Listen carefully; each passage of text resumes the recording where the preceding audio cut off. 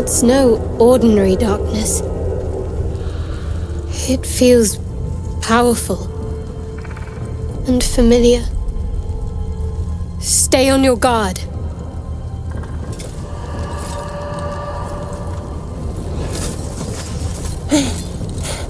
Are you the true soul? I'll take that as a yes. Listen up.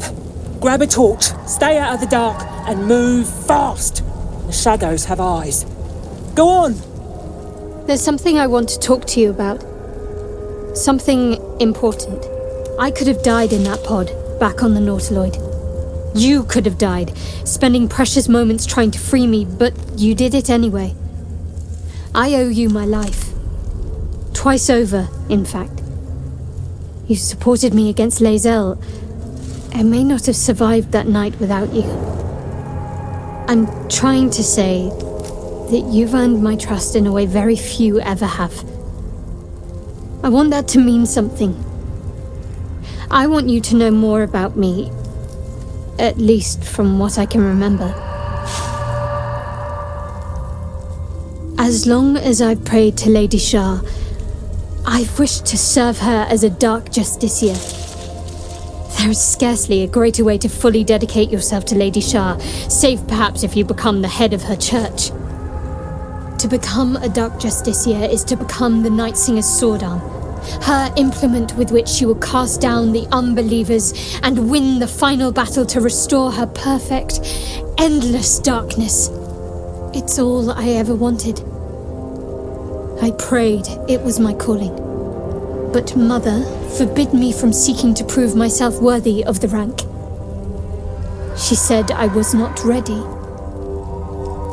Not my mother, I should add. The Mother Superior, head of Lady Shar's enclave in Baldur's Gate. Sometimes I wonder if she would ever deem me ready. I owe her everything, and I only wish to serve, yet she can prove inscrutable. I don't know. Perhaps if I succeed in my mission and reach Baldur's Gate. Hope has little place amongst Lady Shar's children. It's an illusion, a distraction. For this, I hope my time will yet come. Yes. No. I don't know. The artifact seems to have powers, and a will of its own. It protects us. I don't know how or why, but I'm glad. I felt it go from me to you. You need its help, just as it needs us. It's still just a box, after all. Might not be possible. It's stubborn that way, prone to lashing out. Keep it for now. We can all help to protect it. The Shadow Curse. It doesn't seem to affect me like it does others. Not as badly, at least. Do you know what this means? I must be blessed. Lady Shar is protecting me where others are left to face her wrath. She loves me. She must do. Lady Shar wouldn't bless me like this for no reason. There must be something she wants of me. Those signs we found about Dark Justiciars, perhaps they were no coincidence. In either case, I need to watch for any place dedicated to Lady Shar. A temple, perhaps. Hey boy, you want the bone? Fetch!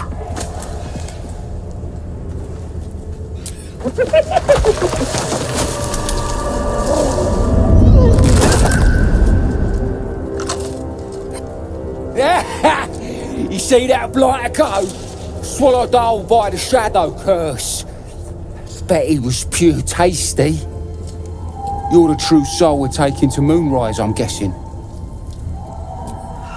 Who else is going to be wandering around in the dark? Besides, you got a stink of power on you. You learn to smell it, serving the Absolute.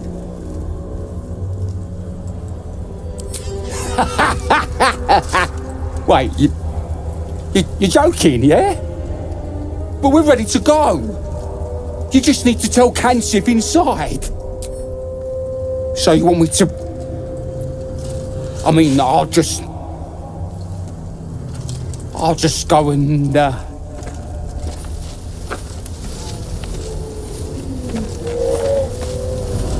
No! True soul. An honor.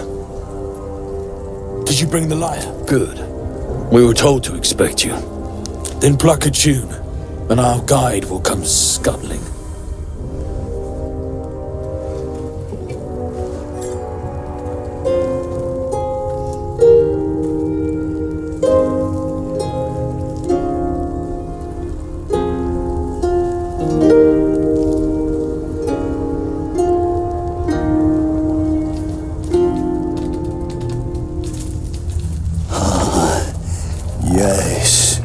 I hear them, Your Majesty, calling us, their god and their guide, together.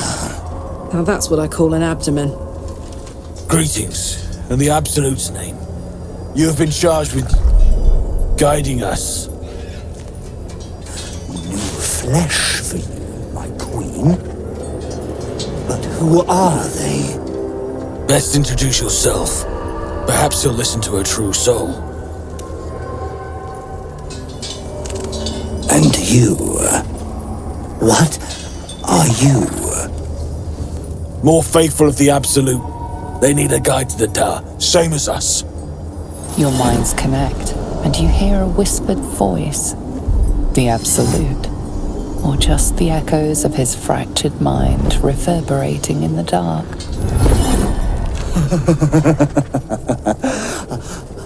A true soul. You have more worshippers every day, Majesty.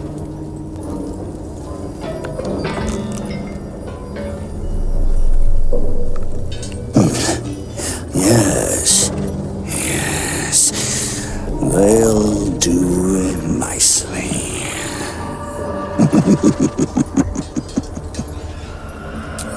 We have our queen's favor. She speaks to us, protects us, graces us with her blessing. And her magic lamp.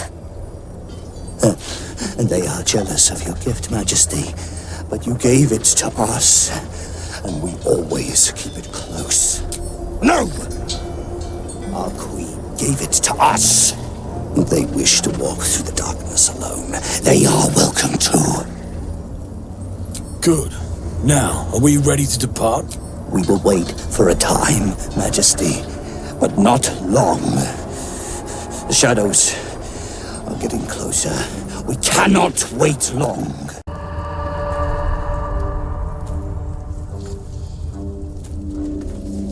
Boo! I scared you! I saw it! Nobody beats me at hide and seek. Will you play with me? I'm Oliver. I'm 7. Will you play with me? I have a mummy, a daddy, and a doggy. They'll be back in a while, but you're here now, and I want to play. Not an ordinary child, but not a spectre either. One part of a greater whole, something ancient, and oddly sad. They don't need names. They just need to be mummy and daddy and do what I want. Now play with me, or they'll be angry with you. The boy doesn't like these questions because he has no real answers, and perhaps no real family. I don't know what you mean. The shadows must be making your head go funny. I'm not going anywhere. I like it here. Now play with me or else. All right. I'll hide, and you seek. Find me, and you win.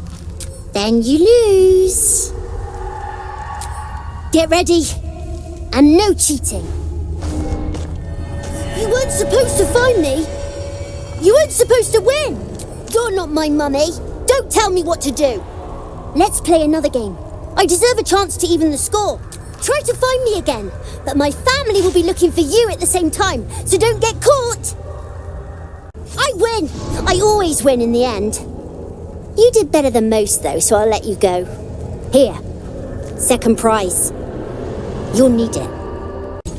Stay together. Keep to the light.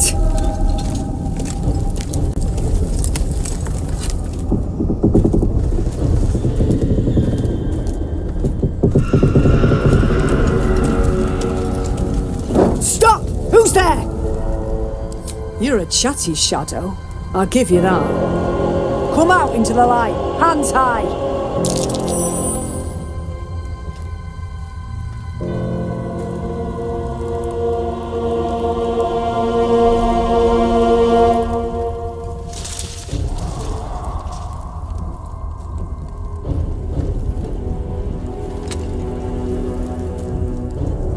Jonas!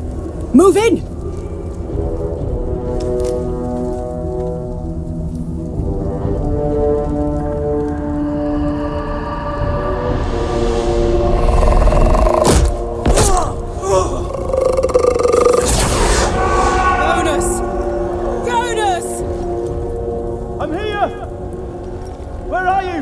Jonas? Can you see our torches? I can't see anything! Something's wrong! Follow my voice! Come back to the light! Who's there? Meg? Is that...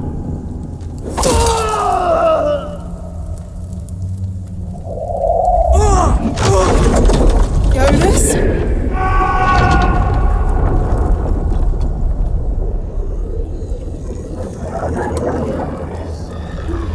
There you are. Come. Join me. Jonas. Harpers! To arms! Where lies your guilt? The Waning Moon.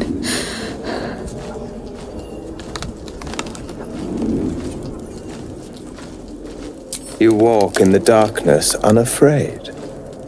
How curious.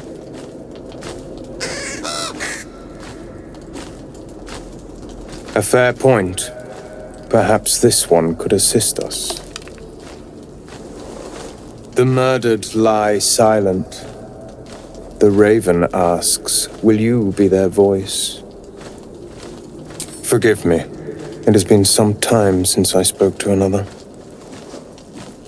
This woman tended a bar where she took her patrons, her friends, into her confidence, promised their secrets were safe with her.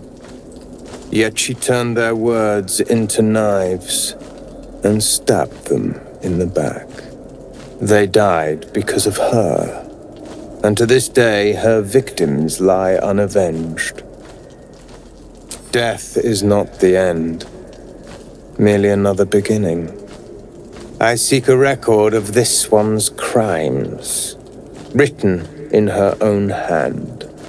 Through it, I can summon her spirit and force her to face trial for her crimes. My reasons are of no consequence. Your soul sparks with justice, with fortitude. This is your chance to bring a murderer to justice, to avenge her victims. Will you take it? I thank you, as do those who died by her words. Go to the distillery, the one she calls the Waning Moon. Find the ledger and bring it to me. You there! Step forward and keep your hands off your weapons. Who are you? We'll see how charmed you are in a minute. Just keep your hands where I can see them and follow me. Come. Jahira!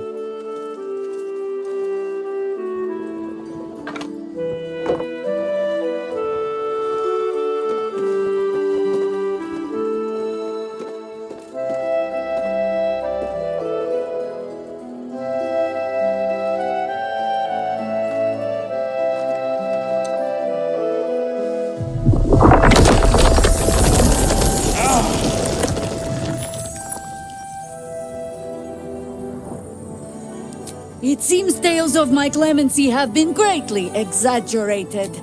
You have not experienced my hatred, stranger. Not yet, at least.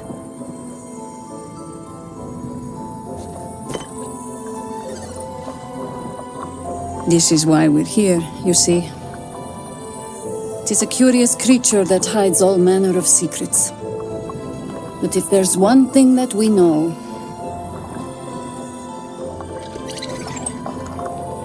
it's that it knows its own kind.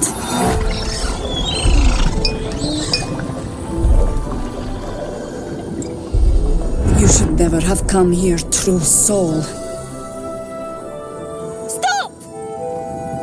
What are you doing? He's the one who saved us! He's the one who protected the Emerald Grove. Yup. Didn't leave a goblin standing. Not so bad to hang around with either. Saved two of my friends. One from a harpy, and one from a mad druid with a snake. I pretty much trust him with my life. A true soul with a mind of his own? How is that possible?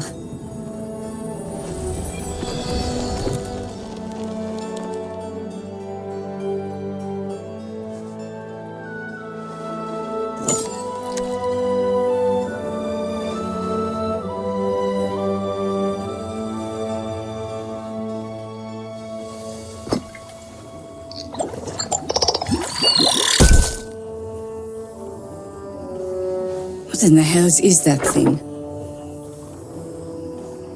Congratulations!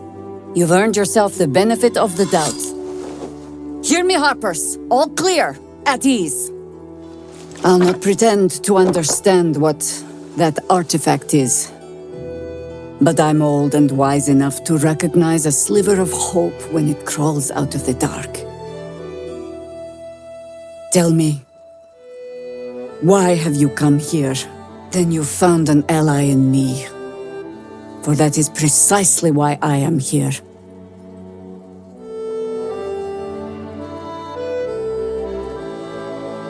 There's food in the inn over there. Beds too if you require rest. Aloe oil in the cupboard, in case the vines gave you a rash. Settle in. Then come join me for a drink. You may just be the godsend we've been praying for. Oh my god, soldier. That's Jaheira. The Jaheira. Hey, it would have been an honor. Years ago, over a century, Jaheira was part of a group that saved Baldur's Gate from Saravok, a vile sport trying to plunge the city into war. My mum used to tell us stories about them.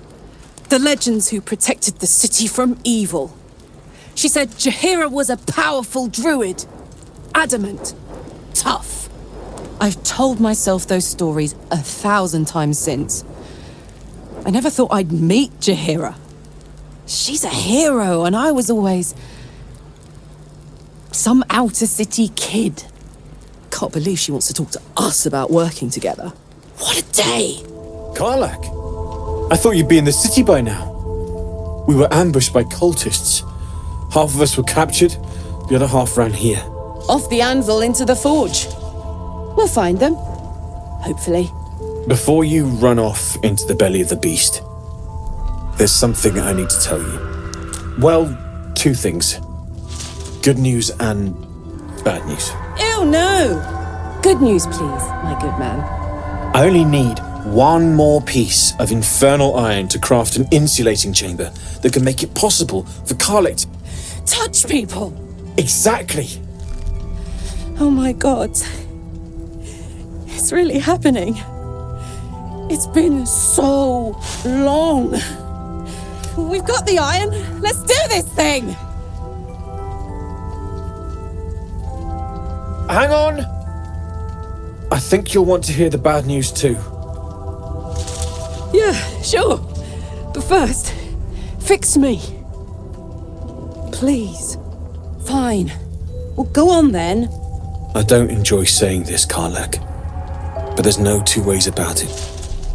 Your engine is going to blow and I can't fix it. I'm not sure anyone can. It's simply too hot to exist here in the material plane, unless you return to Avernus, for Good. This thing is going to blow.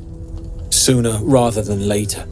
But still, you can give me something that'll let me touch again, right? Safely. Yes, but... That's all I need to know. Do it. Please.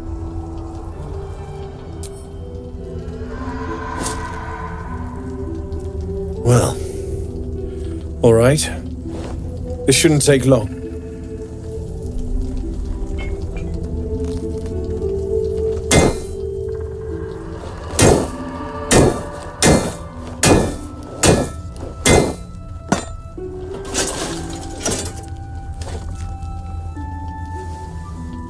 Same as last time. You'll need to install it yourself. This should do the trick.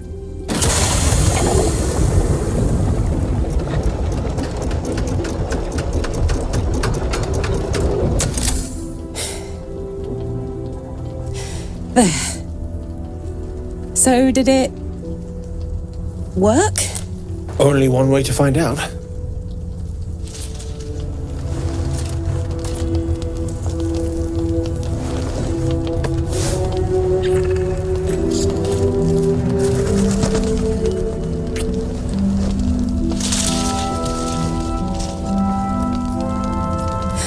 You're all right. No burns. Can we go to bed now?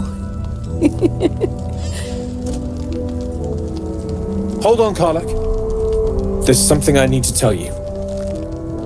That engine of yours, it's contained for the moment, but it's just too hot to exist here in the material plane indefinitely. I know you know that, but the thing is, there's a cure. I wasn't making any headway with the mechanics, none at all. The environment here is just too cold to sustain metals like the ones inside you. You have to return to Avernus. For good.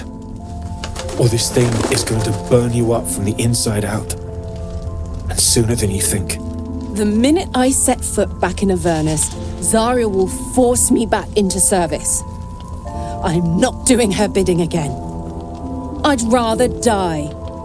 I get that, but don't rule it out. The world just might be better with you in it.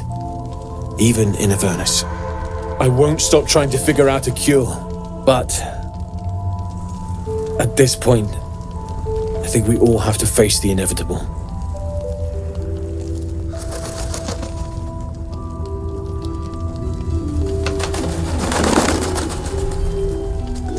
Right? All this doom and gloom. I have something far more exciting on my mind than this bloody tin box. Thanks, Damon, really. You've given me more than I could ever repay. It's been my pleasure. Good luck, both of you. Look after yourself, all right? This is the best day. The best day! Me too. Whenever you want to turn in, I'd love to take this whole touch thing for a test drive. I know we have important things to do, but we deserve a little sweetness too. Oh man, I can't wait. Thought you'd be 10 yards tall the way Zevlor spoke of you. Ceres, Scout, seems we missed one another at the Grove, but the others told me how you helped us. A pity. You pulled them from one death trap, only for me to land them in this one. Gone. And more than half the others with him. We were ambushed, out in the cursed lands. Cultists of this absolute. Zevlor froze, begged us to surrender. But they were toying with us, making examples. And we'd had enough of taking it. Those of us who cut free just kept running till we found this place. The others... maybe the cult got them. Maybe the curse. Zevlor had hope. It didn't save him. A little sense will serve us better, I think. But... thanks. It was sweet of you to try. Please, be welcome. Have a drink. Oh, my gods! To your very good health.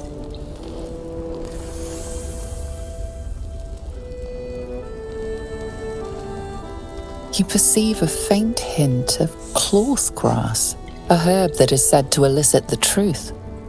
Jaheira smiles at you knowingly. It doesn't spoil the taste, if that's what you're wondering. Indulge me. Bottoms up.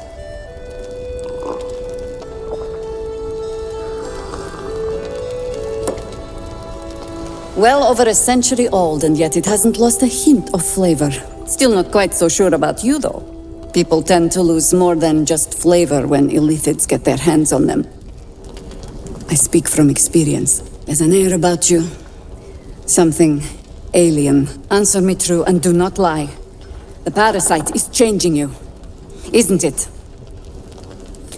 You speak frivolously. I do not believe you grasp the cost of what we're dealing with.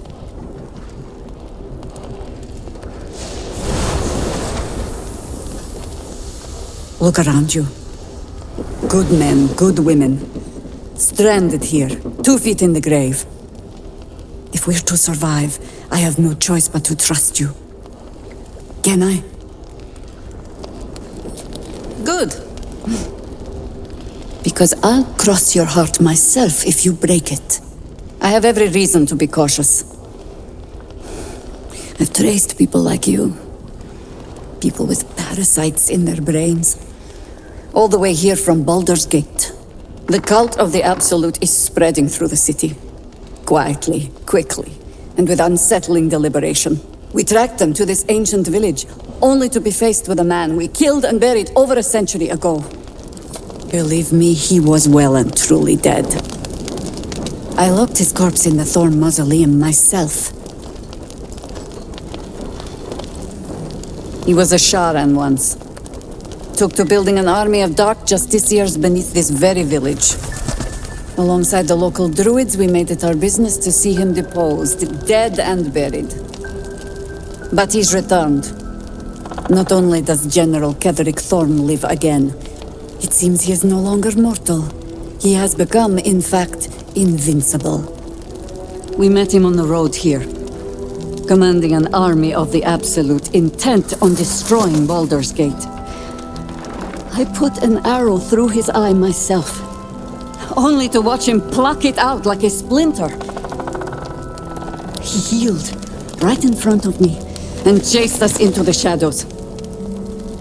Things looked hopeless, but experience has taught me that no matter how bleak things look, there's always hope. You are that hope.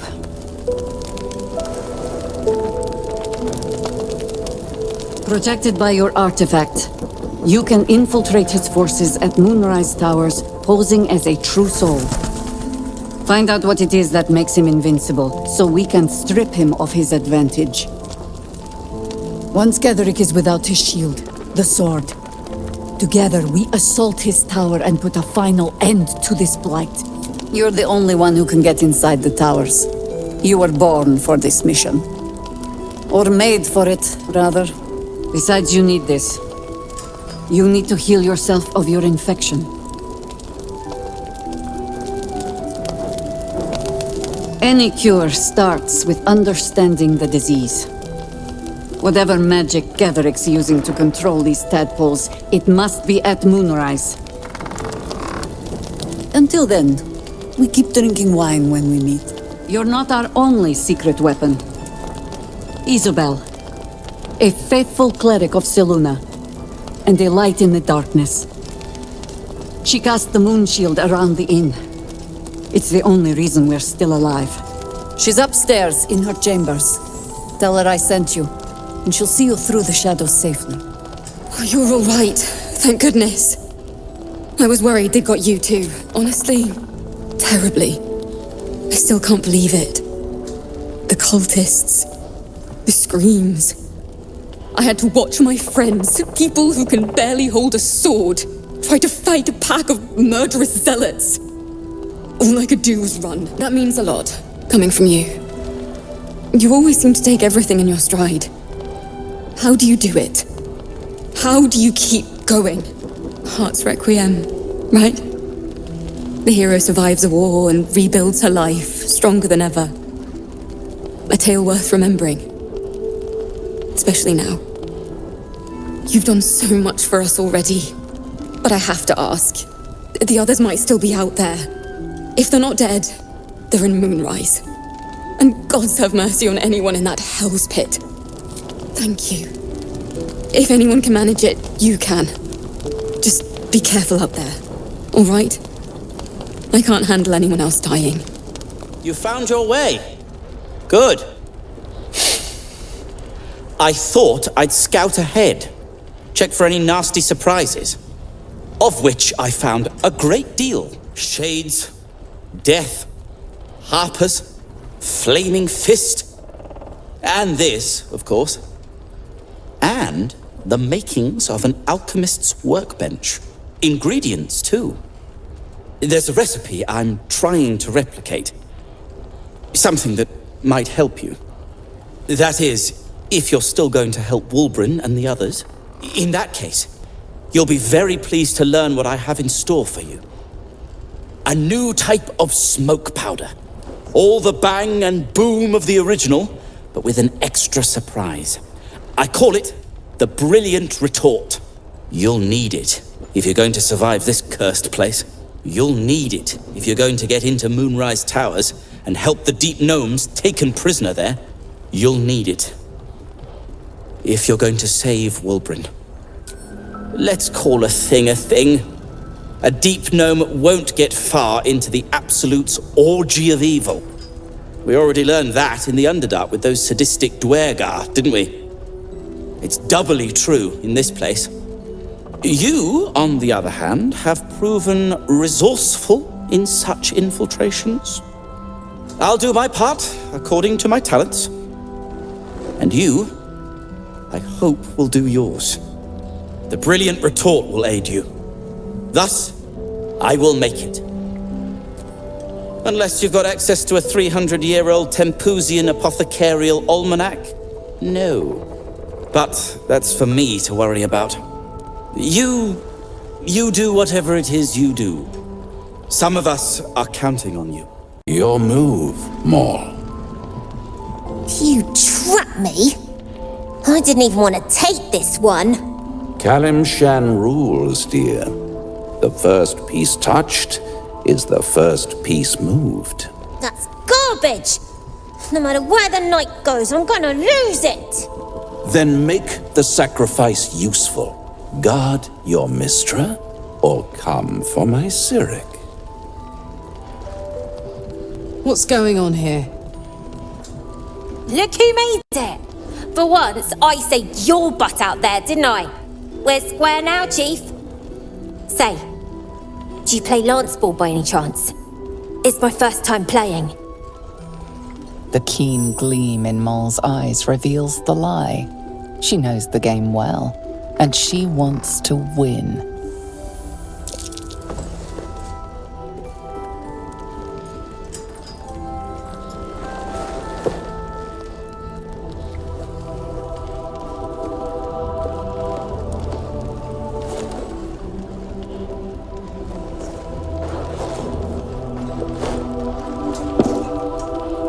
How's that for Kalimshan rules?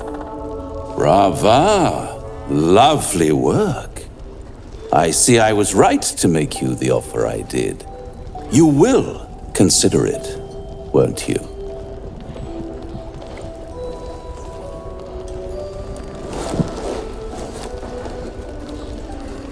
What a lovely specimen she is. A blushing apple begging to be plucked. Please let me smack this creep. She cheated, of course, but that's half her charm. My favorite kind, ambition. But don't you worry about Maul. It goes without saying she still has the unconditional freedom to choose the only option she has left. Besides, I do enjoy being in this neighborhood again. It has such a rich history of abject tragedy. And tragedy, my friend, well, there's my bread and bloody butter. She won. She has a taste for it now. She'll be the one who comes to me. But enough about my lesser pursuits. Why bother with trifles when I'm in the illustrious presence of my very favorite client? Tell me, oh apple of my eye, how have you been? You don't have any gills to get green around yet, but you do look a little worse for wear in this light. All in good time, dear. See you soon. Hiss! I say hiss! I see. Yes, perhaps you're right. Fine. I'd rather die. It was quite straightforward. I slinked. Plenty of pointless banging about. The only highlight was when the cleric here promised me a bit of milk that is yet to materialize. My conclusion? She's a liar. I call myself His Majesty.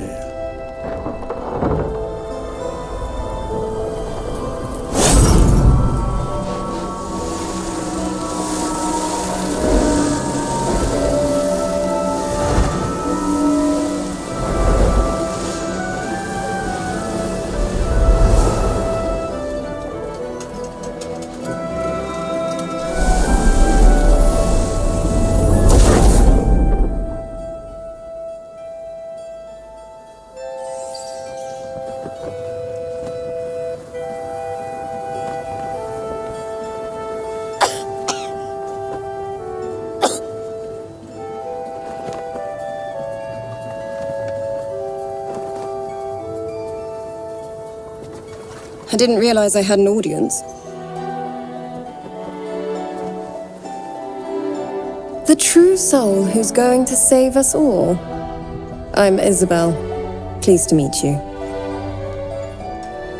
Myself and Our Lady are doing what we can to hold the line. I hear you and your tadpole will be our offense. Free from the Absolute's influence, yet able to walk among cultists.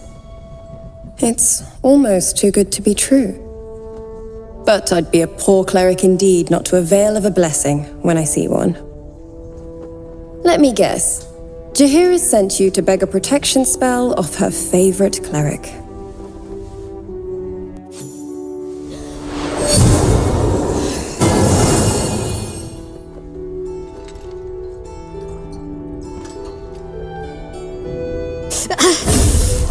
It hurts. Perfect. It'll make you immune to the lesser effects of the Shadow Curse, which will get you closer to the towers. But there are places it won't help. Places where the curse is darker, stronger. The cultists are able to traverse even the deepest shadows, though. I don't know how. The Harpers are trying to figure it out. Selûnite magic. Dark Lady, forgive me. Good nose. Like a nasty little terrier. Ketheric is a frightening man. But you have something he doesn't. Allies worth having. While you're busy in the towers, I'll be sure to... Wait. Do you hear that? Something's wrong.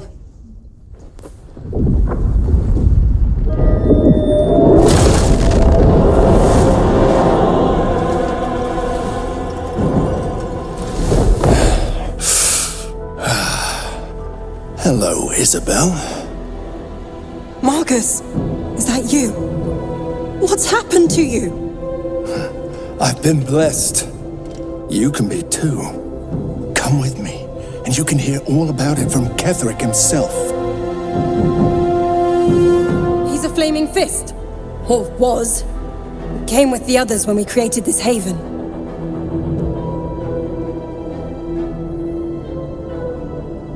And I thank you for your hospitality. True soul, my instructions are clear. Take the girl to Ketherick, alive. A haunting face swims into your mind's eye, its instructions vivid in your mind. Nothing is more important than bringing the girl alive. What's going on? If you have something to say, say it. Pathetic. The Absolute sees all. Your treachery will be punished. The Absolute. Of course. You can't believe them, Marcus. Ketherick will never give you whatever it is you've been promised. He already has. Time to go, Isabel.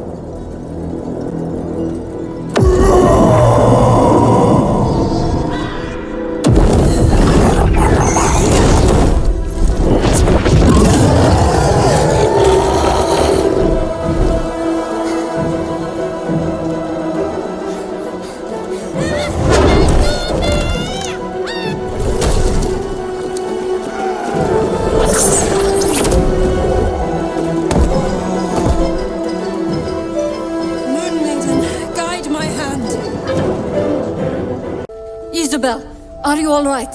I'm fine. Marcus has been with us since the start. They've been tracking us this whole time. And that was no random attack. You were the target, Isabel. They know how important you are. But they don't know about you. Ketherick will strike again. We need you to strike first. Discover the source of his invulnerability. Make him mortal so we can make him bleed. Good luck. We're in more danger than I knew. If something happens to me, everyone in this inn is dead. Like that. I have. You. You're the key to all of this. No mercy. For Ketherick will have none on you. End this. Traitors among us. A child taken. And still I can only feel relief. If they had taken Isabel too, you know me already. But you'll have the honor of making up for my blunder here. I trust that you will. A search burdened by unnatural darkness. But don't let that discourage you. Then speak, the same way hoppers learn of anything. Poking noses where they don't belong. We sent an agent to infiltrate this cult. The latest fad among the city's bored nobility, I thought. Until that same agent returned and tried to plant a knife in my neck. My first encounter with a true soul. I'm glad ours ended on friendlier terms. From there, I made some inquiries of my own. Saw firsthand how easily the cult could turn friend to foe with but the twist of a tadpole. And so I gathered my harpers and came to the source. Moonrise Towers. Some crusty ballad monger, I expect. They have me slaying gods or laying with them, depending on the bard. 'Twas a lifetime ago. And for all our victories, the world is no more balanced than when we began. We fight, we die, and we just hope that when our time comes, there is someone else to take our place. That remains to be seen. Criterion number 1, make Ketherick bleed. Criterion 2, survive that thing in your skull. Phil won't speak. Just keeps going with the bloody song. Nothing of use on his person. His original writ of duty, signed by Eltan himself. Fella must be one of the very first Flaming Fist. He must know something. Let's not give up on him yet.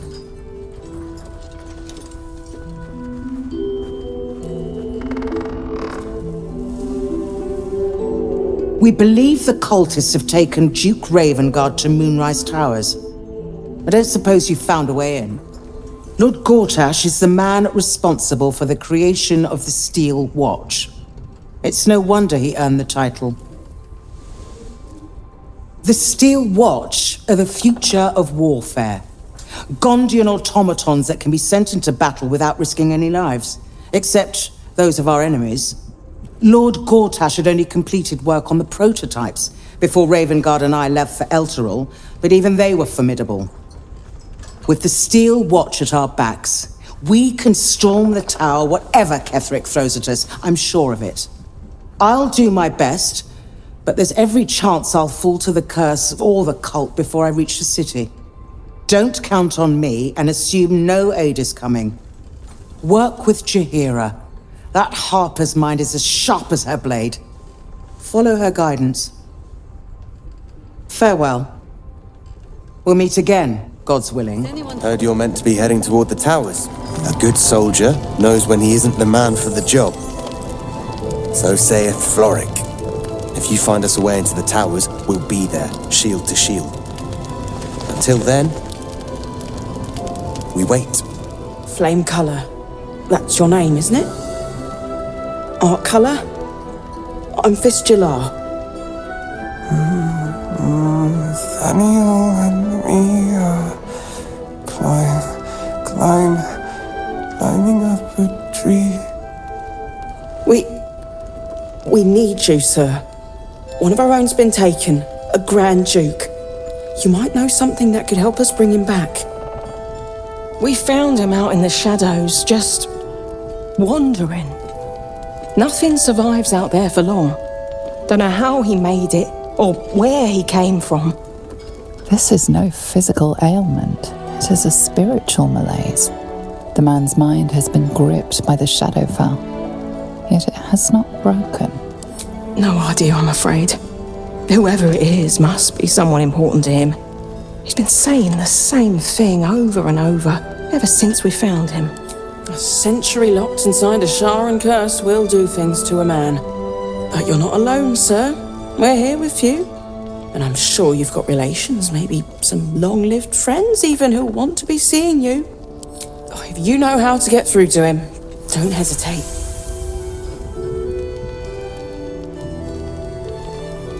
The patient is physically well, but psychologically detached, dissociated from himself. He's been in the Shadowfell. All memories will have been stripped away. We need to remind him who he is. Some personal effects, maybe? You notice the distinctive calluses on the man's hands, the kind only developed from decades of playing the lute. This was in his pocket. He doesn't seem to have any reaction to it now, but he held on to it for 100 years anyway. If he does, he isn't sane. Monsters snuffling and stalking in the shade where we are walking. So Gortash is a lord now. I'd like to clap eyes on this steel watch of his. I never really told you the story of me and Gortash, did I? Let me set the stage. The year, Tenir. The place, a sleepy little town called Baldur's Gate. Our hero, Karlach, a knock-knee delinquent from the outer city, with everything to give and nothing to lose. I was a kid looking for a way to fill my days and make some cash when I fell into the wrong crowd. Gortash. I respected him so much at the time. Turns out the feeling wasn't mutual. Through the jigs and the reels, he made a deal with Zariel behind my back. You know Zariel, right? Archdevil of Avernus. She put this thing in my chest and set me to work. I never found out what Gortash got in exchange. This is the kind of man who gets a title. Authority. Makes me sick. Ugh, the city. Baldur's Gate. Home. I can almost taste it, you know. Not even Gortash can spoil that. How beautiful it must be to know you can hold a hand, caress a cheek after going so long without. We'll get Karlach fixed up, right? There's always a way. There has to be. I was 11 when the Councillor spotted and slayed an assassin who stalked father from the shadows. I was 13 when she brought word of a goblin warband advancing on Rivington. Her keen scouting saved 100 lives that day. The Councillor's loyalty to my father is beyond question. She's as steady as Tyr's heartbeat, as upstanding as the Sword Mountains. Father's at Moonrise Towers, and we need to save him. They want violence, they want control, they want Baldur's Gate. Who better than Grand Duke Ravengard to surrender it? Who better than the commander of the Flaming Fist to dismantle its defenses? They will infect him, and the city's guardian will become its ruin, unless we put a stop to it. We can't and we won't. The shadows be damned.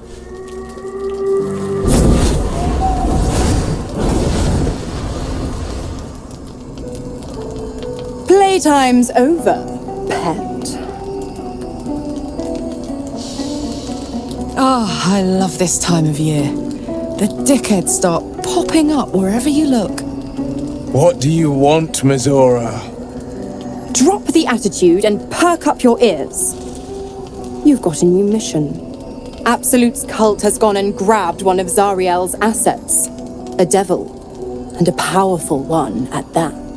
They're locked up in the cult's fortress, Moonrise Towers, and you're getting him out.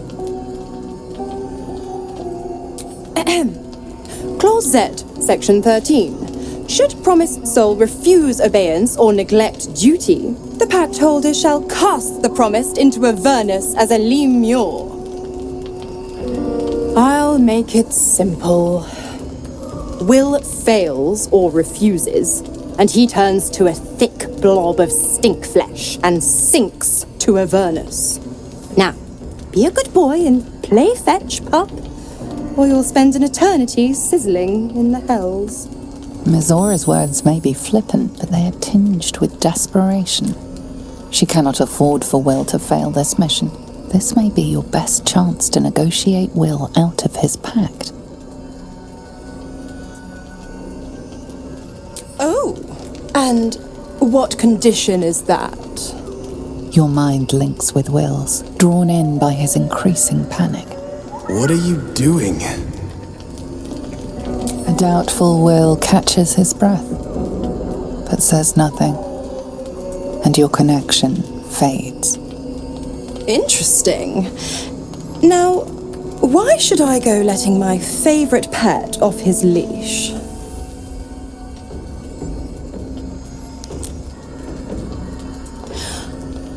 I've never seen such a fearless display of sheer idiocy.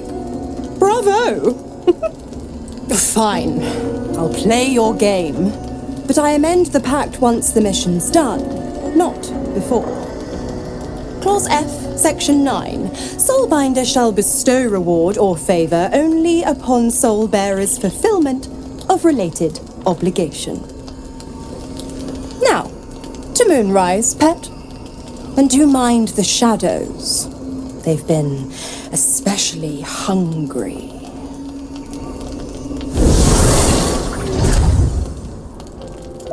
God damn it! Why did it have to be Mizora? Why did it have to be Zariel? We're supposed to risk our necks to get one of her assets? What if it's a runaway like me? Or something far worse? I want to believe that as much as you do. Almost as much as Will does. But I just know there will be more to the story. There always is. It's a bad idea to play games with the devil. You never win. Not ever.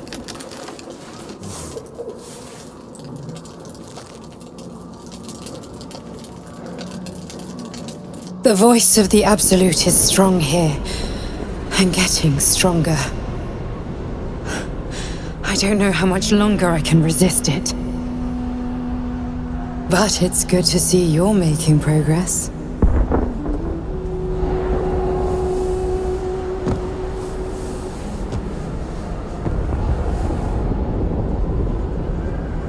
You took an unexpected route here.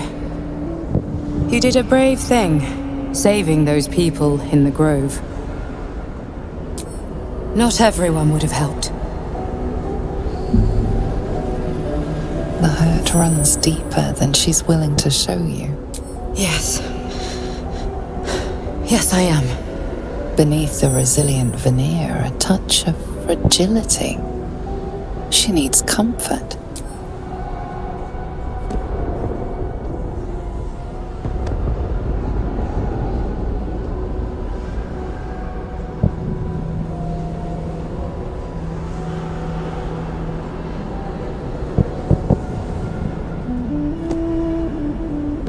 It's been a very long time since someone did that. For me. A woman by the name of Berlin. We were close.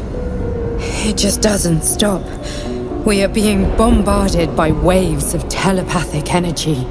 Wave after wave with hardly a breath between them. I almost dare not rest. Each wave a set of orders to the infected.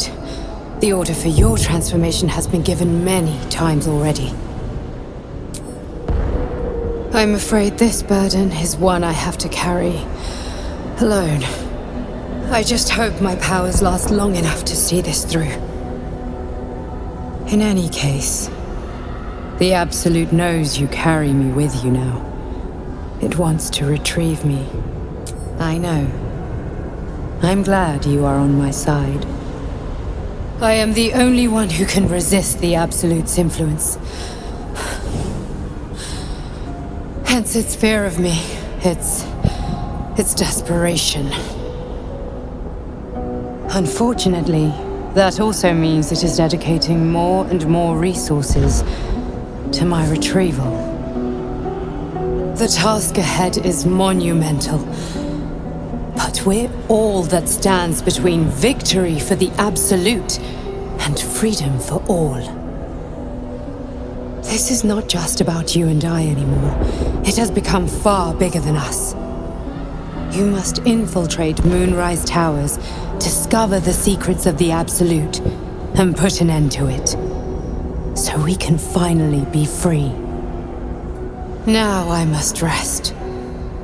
And you must carry on. Do not let my efforts be in vain. There's something I've been wanting to share with you, if now's a good time. It's difficult to put into words. I think it might be easier to just show you. Use the tadpole. The connection. Come into my mind.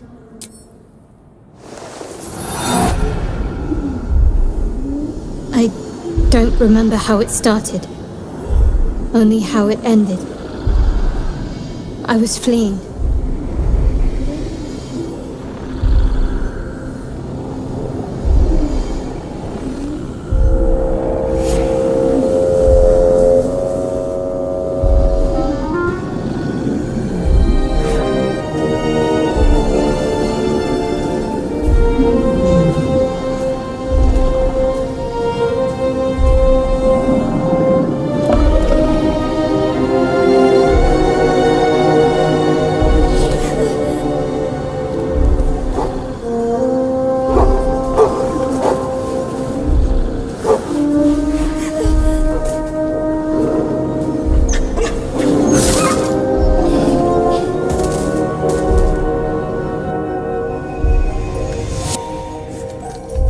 She asked my name. I can't remember what I said. I can't remember anything before those words. All I know is she saved my life and gave me a new home. With Lady Shar. It hurts. That's all I remember. Normally I'd agree, but with you, it's getting easier by the moment. Rings a bell? Why? Oh, hells. You didn't pick that by hand, did you? They're deadly poisonous. Joking. They're safe. And beautiful. Thank you. I don't have anything to give you in return, I'm afraid. Well, perhaps I can come up with something later, all the same. Difficult to say. A fellow servant of the Night Singer would surely be an ally to me under most circumstances. But but something doesn't add up. I'll need to see where his allegiances truly lie. The lantern gives off a chilly glow, protecting all in its vicinity from the surrounding shadows. You notice a tiny pixie trapped within. These fey creatures are infamous for their trickery. Sometimes playful, sometimes malicious. Oh please, oh golly me, oh my! You must release me or I'll die. This lantern only lights the way when I am hurting night and day.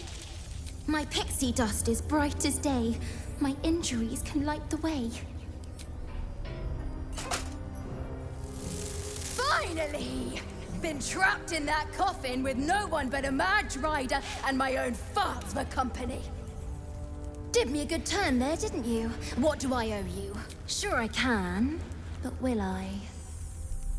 Yeah, sure, why not? Here, give this bell a shake. Speak the magic words and you'll get what you've earned. Protection from the shadow curse. What more could a dingus want? You're welcome. Hey! I know you! You're...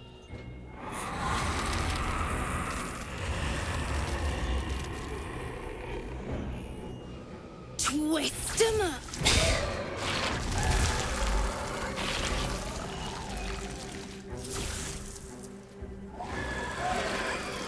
Impressive. Last I saw this child, she was cowed to Korga's snake. Sorry. Knocks the wind right out of me. That druid idol I took? It changed me. I can do all sorts of stuff now, not just the vines.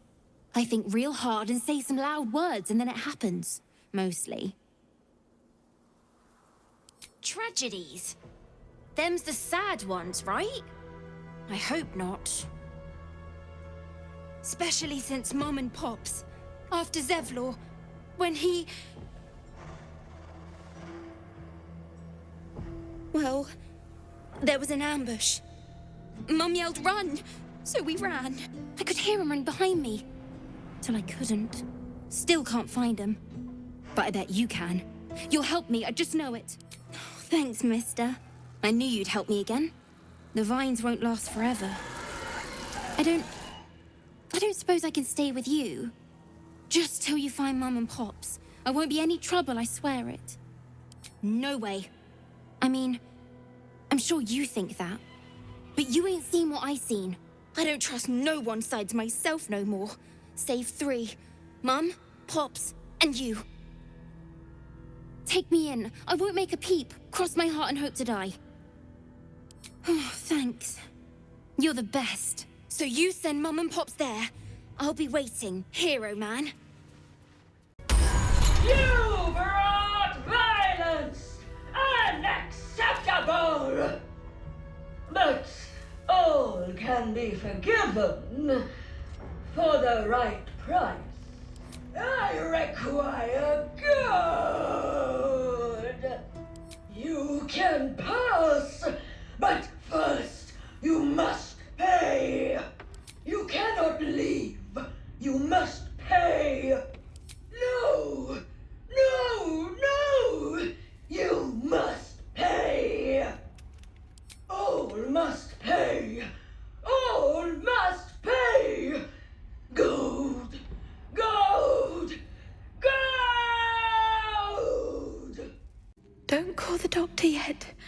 I've got potions, sutures. I know I can do this. Oh, you're a patient.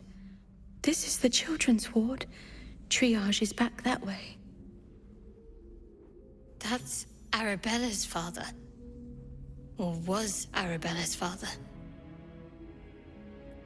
I will sell you what I can once I've stabilized the patient. Not dead, merely medicated to ease the pain. The patient is asleep. The sedative is quite strong, you see. I see movement. The patient's awake. Hello? Can you hear me? Not much left now, but you're welcome to look. Here to see the doctor? Are we poorly? Are we desperately poorly? Oh, not so well.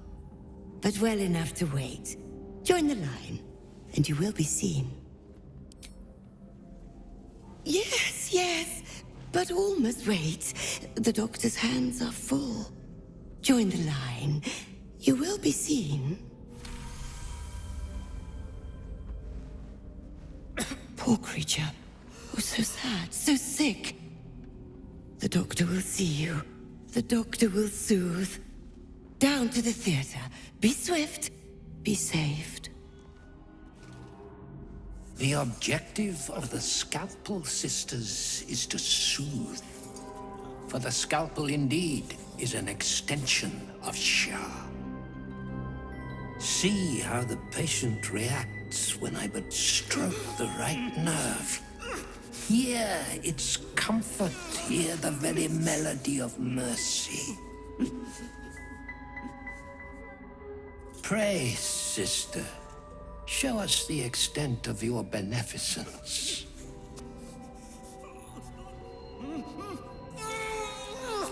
Stop. Stay your hand, for it slaps where it should stroke. We can hardly hear the patient's sighs of solace. Perhaps it is our unexpected audience that makes you quiver. Come, step forward. You are no sister, but that matters none. Every student is welcome. Absence. Absence. No other word captures the heart of Shar so very perfectly. It is the scalpel-led journey that leads from pain to peace. A stinging truth, but a truth nonetheless. See?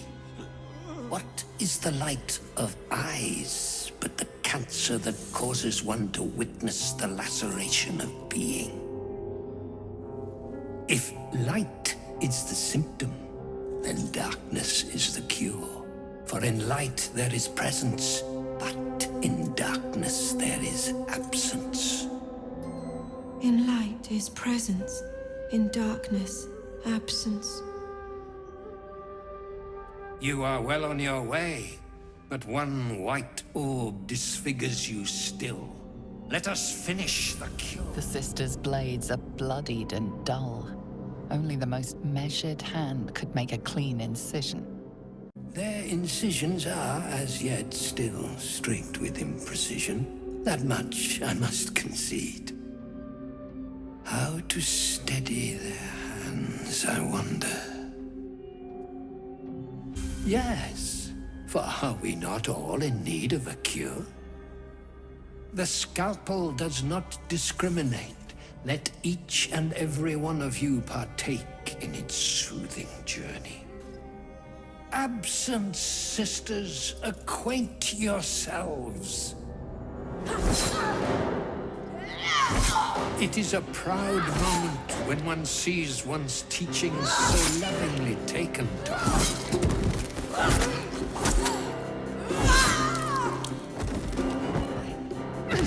You are to be commended for their graduation, rewarded with the promised cure. Come, I will acquaint you with the lady's dark-fingered embrace. Your diligence is exemplary. Very well. Your own scalpel you will be. Observe, then succeed me into the succor of Shar.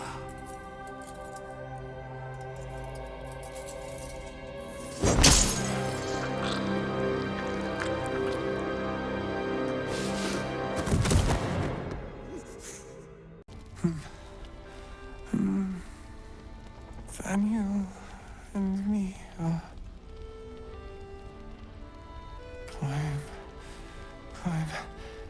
climbing up a tree. He keeps saying Thaniel's name. He must know more. We need to rouse him. Good. Its music might help restore him. Show it to him.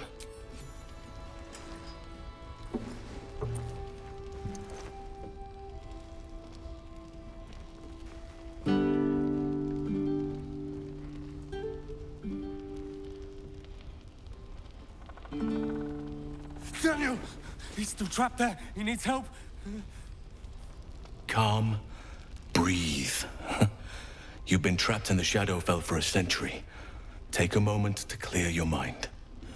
A century? You're Halsin. Thaniel said to find you. You must help him, please. I will, but I need to know where Thaniel is. If I venture into the Shadowfell blind, I will never find him. I'm not sure I can put it into words.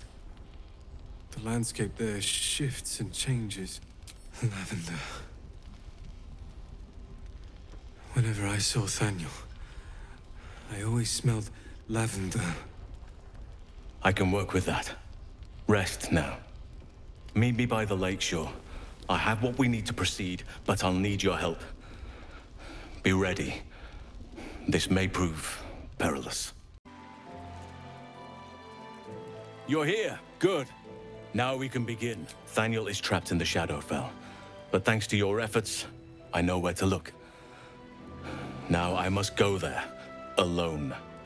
With the Oakfather's blessing, I can infiltrate the Shadowfell, but doing so will sap my strength. I'll need your help if I'm to return. I need you to stay here, keep the portal open until I return, and defend it at all costs. The shadows won't be banished without a fight. Once I open the portal, they'll swarm like carrion birds and try to destroy it. You must not let that happen. Let's begin. Whatever happens, do not attempt to enter the portal, and do not let anything interfere with it. It took me years of study, of seeking the Oakfather's favor, to find a way to part the veil. Pray that this works. Oakfather, hear me. Aid me. Force open the jaws of darkness. Make passage for your vessel of light. It's ready. I'll return with Thaniel as soon as possible. Stay close to the portal. Buy me what time you can.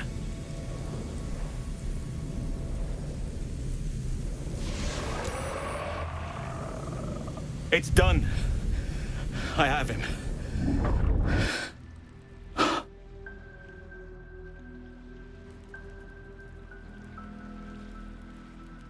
But something's wrong. Dreadfully wrong. No. It can't be. No. But some part of him is missing. He's hollow. I need to examine him back at the camp. Come see us when you can. Thaniel is resting, but it's no easy slumber. I discovered what's wrong with him. The shadows rendered him in two when they bore him away to the Shadowfell. Half of his essence remained here, amidst the curse. What stayed behind would have been the strongest part of him. But after all these years left in the darkness, corruption must have taken hold. It's both simple and not. We need to find Thaniel's missing half and make him whole again. Only the missing half may not come willingly. The curse will have sunk its tendrils deep, twisting Thaniel's essence into something else. And you saw this boy yourself. That can't be a coincidence, but we need to be sure. And I truly mean we, if you wish. Every moment counts, and I've asked much of you already without being at your side. If you want me, I'm yours. Against the curse, against the absolute... anything. Just say the word. No matter how it's been twisted by the shadows, it is still part of Thaniel's essence. It will resemble him somehow, and may show signs of his power. Look for signs of life in the darkness, wildflowers where everything else is dead. The curse cannot subdue the power Thaniel bears. Not entirely. In fact, I saw just the sort before, not long after we first came within reach of the Shadow Curse. Fool that I am, I did not grasp their significance at the time. There is a ruin some way outside of Last Light. I caught a glimpse of fresh blooms there, but did not investigate further. I shall mark it upon your map. In truth, I'm not sure. This is beyond all reckoning. It's still part of Thaniel deep down, but it may not recognize that, or want to recognize that. Perhaps it can be reasoned with, but I'm not hopeful. Reason is not something that thrives amidst the Shadow Curse. I won fair and square. There's no point in playing again. I want a challenge. Though shrouded in shadows, the child's resemblance to Thaniel is unmistakable. This must be his dark half, warped by the curse. Go on, find someone else to play with. Spoil sport. I'm not going back. I like it here. I've made a family for myself. I get to play all the time. Yes, I do. You can't make me do anything. I don't want to play with you anymore. Back to the shadows. After him, Rastel. We need to see this through. Why couldn't you just leave me alone? Why can't I just stay here, playing? I had everything I've ever wanted, right here! And you've ruined it. I'm not leaving. You can't make me. He's nothing to me. He left me here all this time. I had to do everything for myself. Even when it was scary, even when I was alone. I didn't give up. But would he even want me back? I've changed.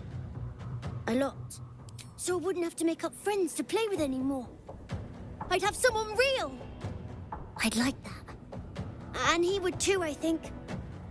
All right, I'll do it. I want to do it. Bye. And thank you for playing with me.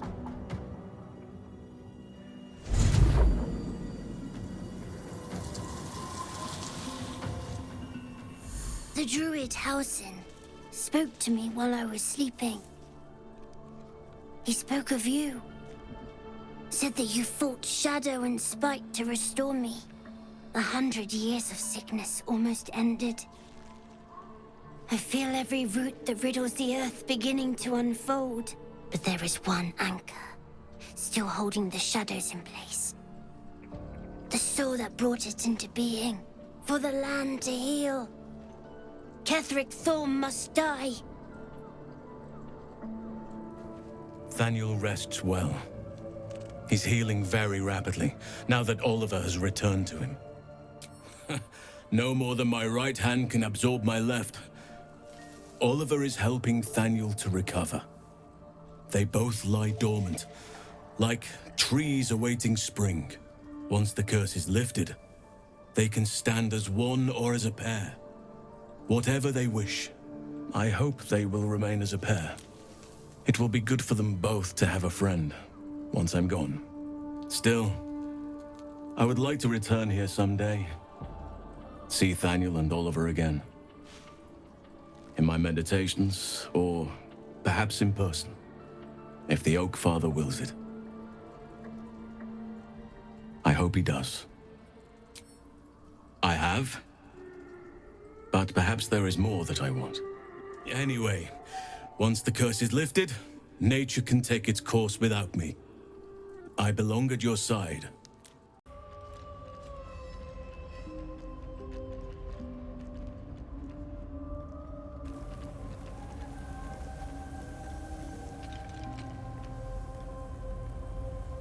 You do not belong here. Your mind upends. Somehow, in the decayed soup of this creature's brain, a tadpole lives. Another presence nurtures it, manipulates it like a puppet. No, you do not belong. This is the Dark Lady's house. She is no use for old, faithless bones. You plunder! You meddle!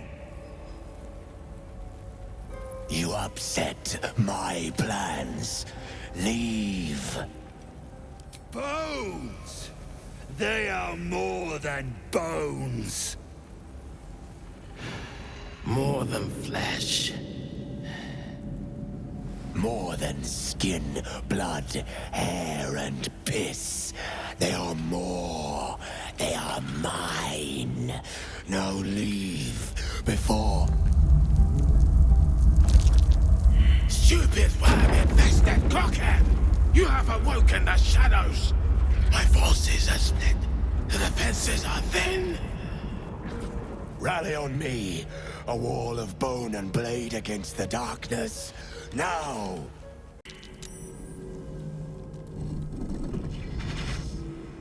What's this? Fresh entertainment? But you're too fresh for this place, aren't you? There's a whiff of the surface to you. A new arrival, then. You burrowed too deep, little rabbit. I don't talk to prey. There's something else, almost hidden by your fear stink. Cherries. Musk. And sulfur. Raphael! I can smell him all over you! Where is he? That perfume trickster swindled me. Trapped me! Where is he? Spit it out. Now! Bargaining, are you? A Karator warlord once tried the same. I made him watch as I ate his concubines in young, then fashioned a codpiece from his skull. You can't help. It's not just walls that keep me here. Not the traps, the dark, or the creatures it hides. Something stronger holds me. A contract. Either I fulfill the contract, die trying, or forfeit my freedom. If I leave this place now, I'll become Raphael's slave. Raphael is no foolish story devil. His mind is... different. Sneaky. Listen. Spill all the blood sworn to the night. Silence all prayers. Smother each rite. Wander Shar's halls, hungry to slay. Leave no justice here, alive to obey. Leave none to hear it, then be set free. This song is your oath. Swear it to me.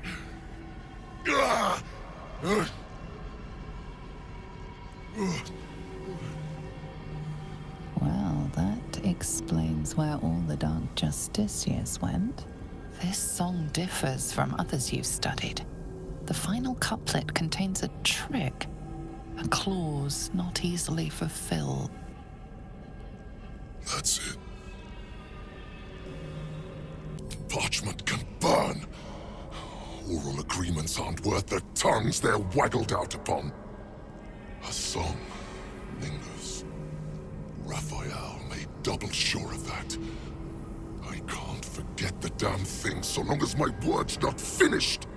I did as instructed, but the song still rattles about in my head. The contract still stands somehow. If I break it, I will become Raphael's slave forever. Anyway, enough prattle. The lyrics are clear. All who hear the song must die. Time to die. The Merigans. They barely have a thought to share among themselves. But they do have ears. Kill yourselves. Back to the hells with you.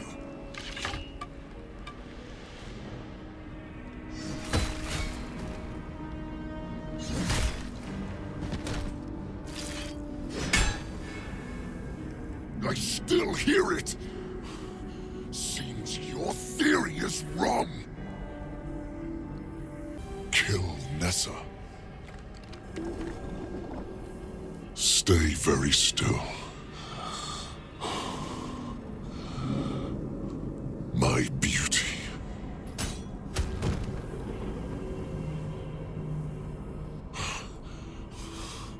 I still hear it! If you're wrong about this, I'll claw my way out of Avernus and eat you alive.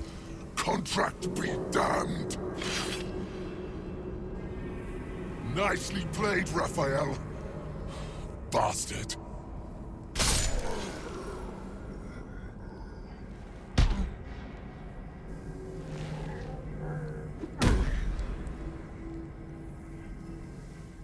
I spent a century roaming these halls.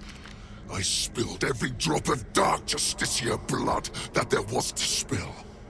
And you think you can do better? Go on then! I'll enjoy watching you fail. But try to run, and you will regret it. I may be trapped here, but I'm not without friends. If you break your word, they'll hunt you down and make your final moments a symphony of agony. A final warning. Offer us peace now, or be devoured. An ordinary rat alone. But together, something more. Some remember turning away from the sun. Some remember donning a black cloak. Some remember plunging a blade into an innocent heart. But we all remember a name. Lithindor. We share who he was. It shouldn't be. We should be one long dead. Instead, we are many. Scurrying, hiding, surviving. We are just crumbs of a life. Harmless nothings. Unless you test us. Leave us in peace. There are treasures.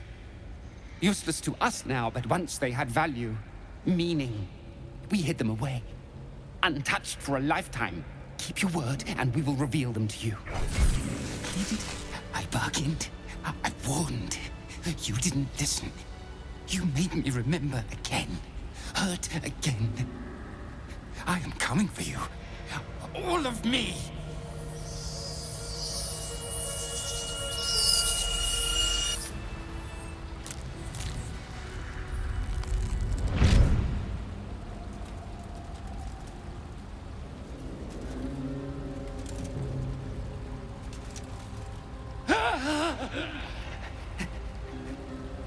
These hands. Too big. Where are the others? Where's the rest of me? You! Why did you have to keep prying? Why couldn't you just leave? Lithindor. Last Dark Justicia. I kept watch over Lady Shar's temple. Kept the faith alive after all the others were killed. But you ruined it. Trespassed. Spoiled my secret. Now, you will rot in the dark. The world will never be rid of us. We are everywhere. But you, your miserable tale ends right now. Wait. Quiet. It's gone. The song is gone. The contract is completed. Oh, you. Every breath you take from this moment on is my reward to you. Few walk away from me intact. Few may walk away from you intact, vidIQ. But none walk away from me in violation of their deal. Devil's in the details, you see? And the details are in the fine print. You were to fulfill the deal. Nowhere does it stipulate you could subcontract the last kill to the first adventurer's party that came trotting along. In short, you're in breach of contract, my friend. Oh dear. Back to the hells with what we agreed. I have you now, Raphael. Pay the debt, and I will make this quick. Consider your position. You are about to forfeit what reputation you have left. No contracts, no fame, no power. You'll be a streak of excrement. Even lemurs will slither away from. Unless, of course, you consider instead my infinite mercy. A new contract, a chance to balance the books, not to mention a welcome change of scenery. Bastard! Fine. On one condition. No more songs. What's a contract without whimsy, I say? But fine. No more songs. Now, off to the House of Hope for cocktails and canapes, and a brand new signature on a brand new deal. But first, it would be only befitting if you reward your subcontractor. The greater reward for the greater hunter. Anything I leave behind is yours. Pick over it however you like. Nothing. Nothing's wrong at all. You detect the gentlest of presences disturbing the temple's ancient, stale air. It seems to encircle Shadowheart, welcoming her. It's fine. Really. I just feel we're on the right track. I'm right where I need to be. Under Lady Shar's gaze. This must be the last step. I need to pray.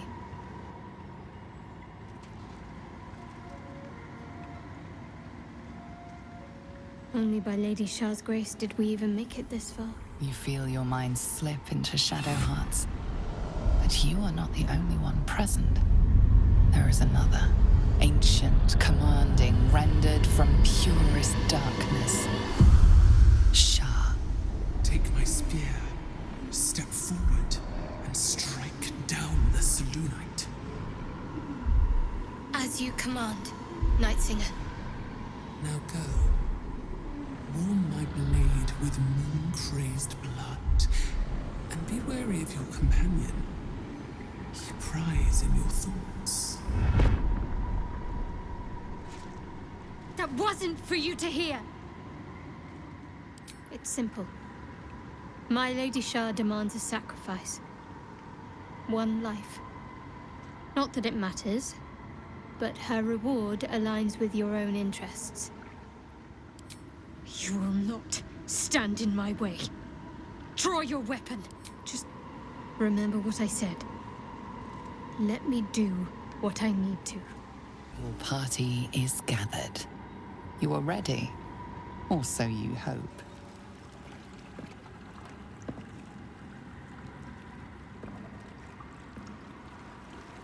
As you step into the silent water, a foreign dread travels through you. It curls its way up your leg, squeezing tight.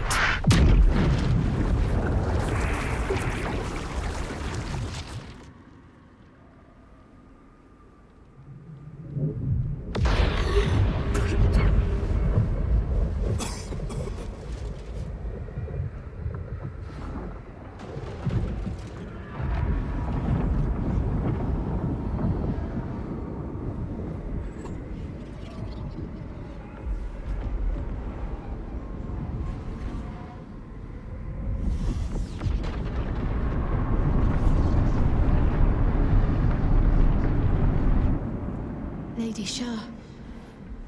I can feel her all around. This is her domain. This is the Shadowfell.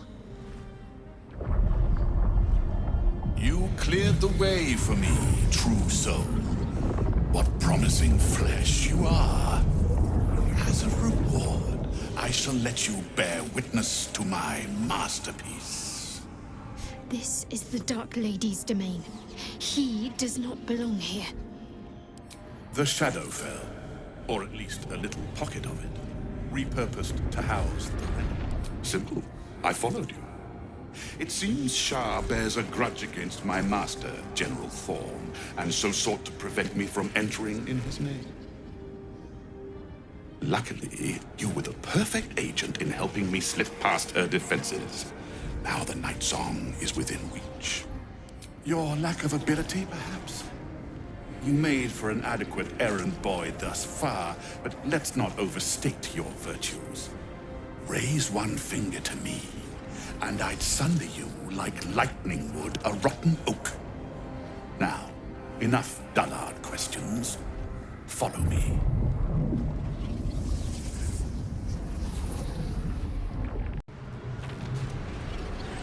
Balthazar, come to add more bars to my cage?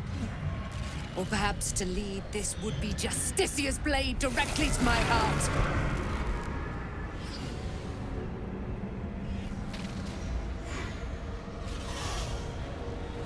I invite you. Heap more sins upon your head. My retribution will be all the sweeter for them. All this time, and you still fail to appreciate the gifts I bestowed on you, Aelin. Sad to see a thing of beauty not recognize its own worth. But General Thorn, he appreciates you, and he wants you close at hand. So, I am here to whisk you back to him. Ketherick. I welcome the sight of him after these 100 years. He whose immortality I supply with my very soul. General Thorn. I'm sure you'll be on your best behavior for him, but just in case, I've taken some precautions. Keep back. It will take quite some concentration to secure Aelin for her little journey. I can do whatever I want. She is mine. An Aasimar bound to a soul cage of my creation, lending her immortal strength to General Thorn. Her power, his will, and my genius. An unsurpassable feat. Ramblings most unsane. Poor Balthazar. For maggots ate his brain long ago. Hold your tongue, Aelin, or I'll take it away from you again. And you, no more questions. No more interference. Dead man, you haven't been paying attention, have you? Perhaps I'll revive your carcass and add you to my retinue. Then you'll have all the time in the world to think on your mistakes. Balthazar has drawn his final rancid breath. A pity it was not my hand that brought it about. Instead, it was you. You, who have come to seek the praise of your wicked goddess. You, who have come to drive a dagger through my heart. Not a dagger. A spear. My Lady Shar's spear. Her fate is mine to seal. Let me handle this. The fate you seal is your own. To be a Dark Justicia is to turn your heart from everything but loss. You will know no love, no joy, only servitude, until of course your mistress inevitably discards you. And there is much she does not tell you. A terrible blood price that may extend beyond my own death. You feel Shadowheart bristling. This is important to her. But your bond is strong. You may yet be able to sway her from the path of duty to the path of light. And Nightsong is not blind to your conflict.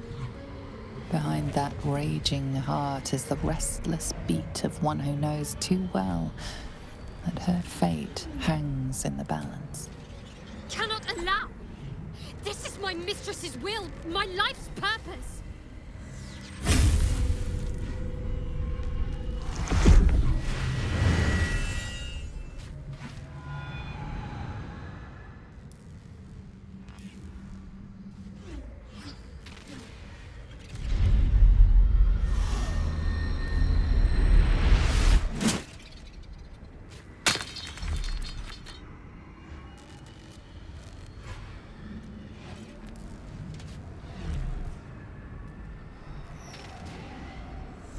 I can't believe I did that. Shar will disown me. Now I'm truly lost. You were already lost, little warrior. a lost child, frightened by wolves. What did you say? Much has been promised to you, hasn't it? But what has been taken from you? What do you know of your own heart? Your own life? Lay a hand on me in friendship, not quite Sharon. And I will fight the battle that has been waiting for me this last century. Then, oh then, we will have much to discuss.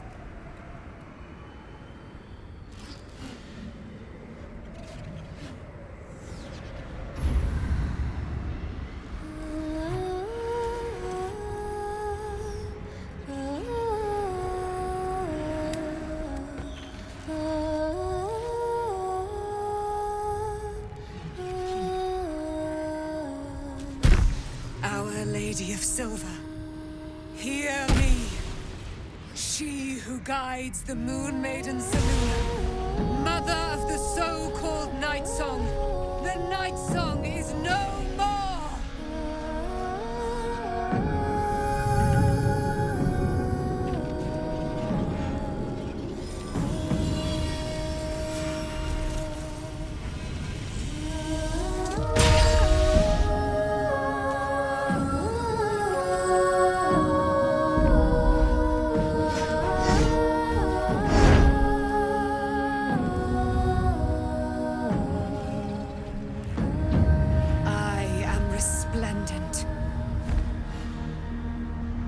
Given me a great gift, little warrior.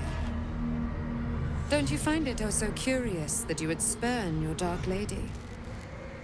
Perhaps you feel a stirring of the truth already. But that will come later.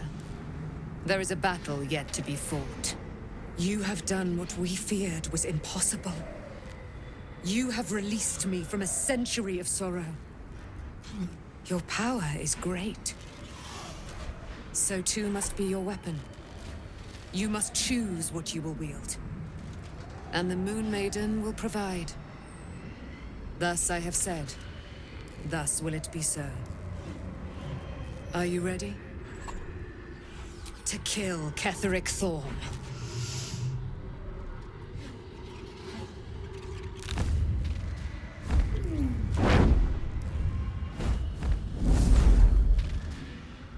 We need to leave. Lady Shar won't stand for us to be here, not after what we did. That's what frightens me. She must be angry. Yet, I don't feel it. Or hear it.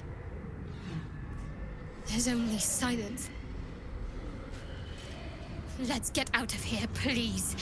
Whatever's coming, I don't want to be in the heart of the Shadowfell when it finds me. The Night Song will be headed for Moonrise Towers. We'd better get there, and see what she's unleashed against Ketheric Thorn.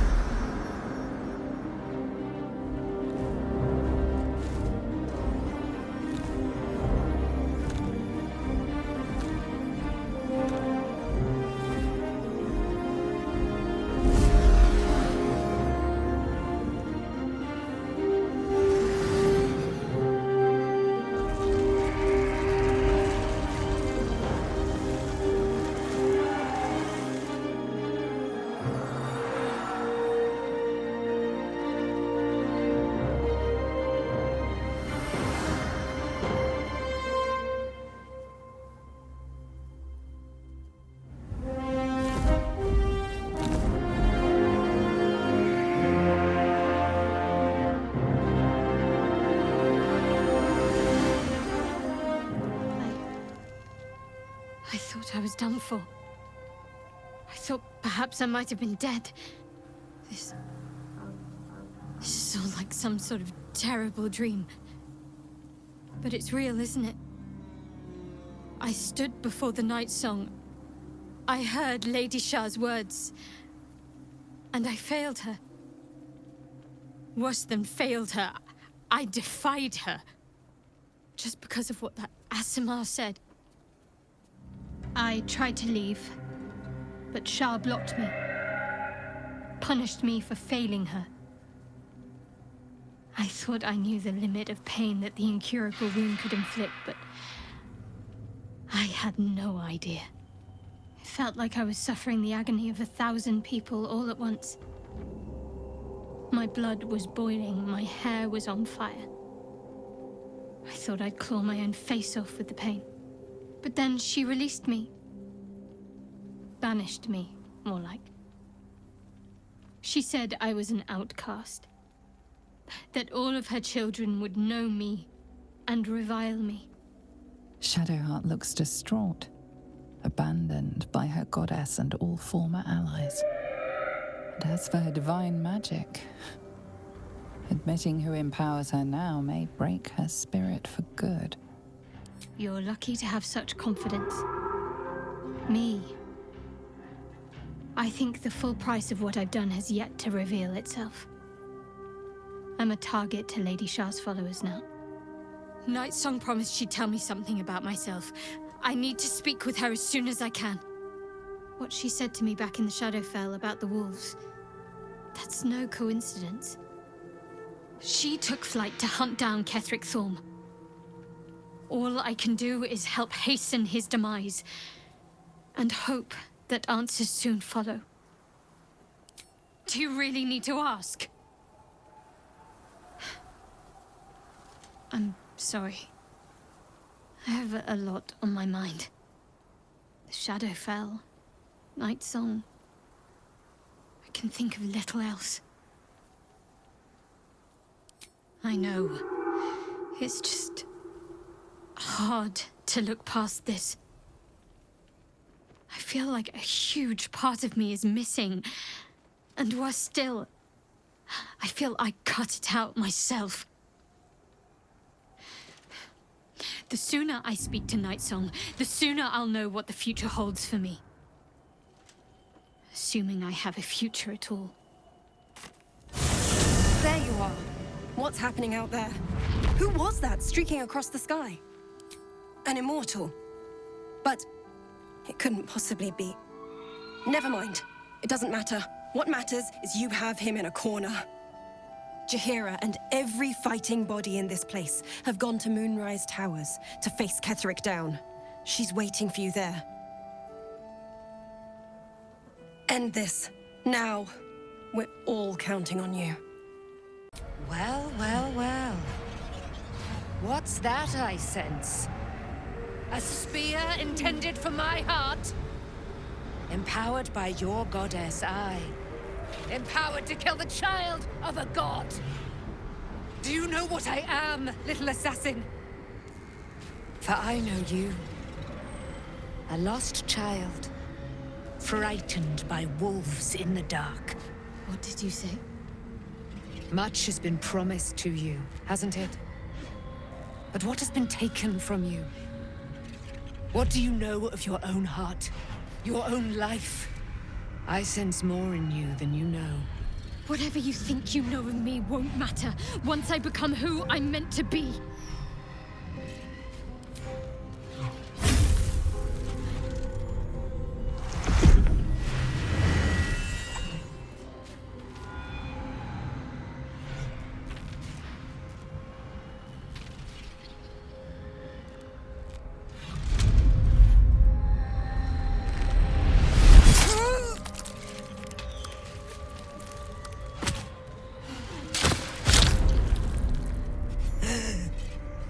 There it is. True death, at last. You are Shar's child, after all. And I am. It is done. You have proven yourself. You have answered my highest calling. My chosen. My warrior. My dark Justicia. No more hiding. Let me show you. Let all see how you have served me, Shadowheart, and how you have been rewarded.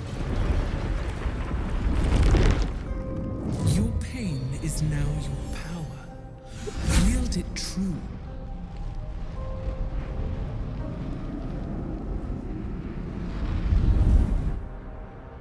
My charge must be cleansed.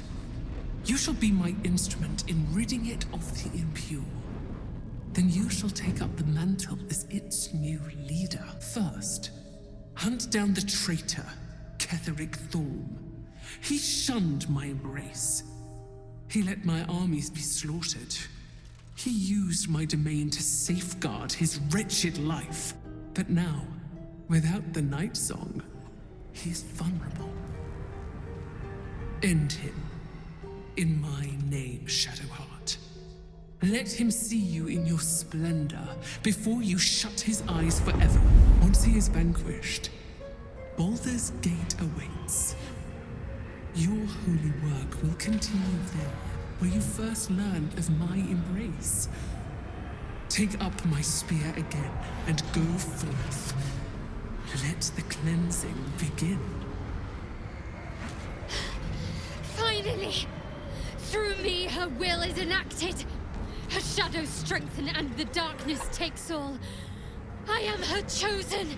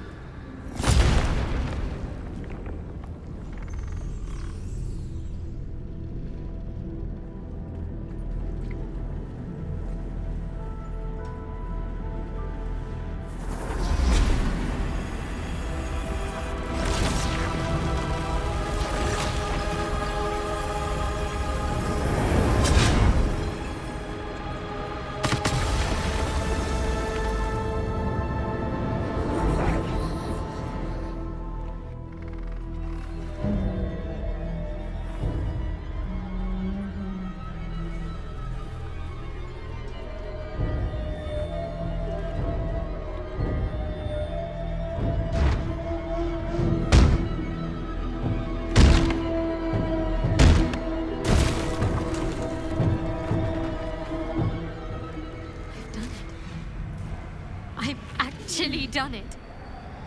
A dark justiciar chosen by Lady Shar. It almost doesn't feel real.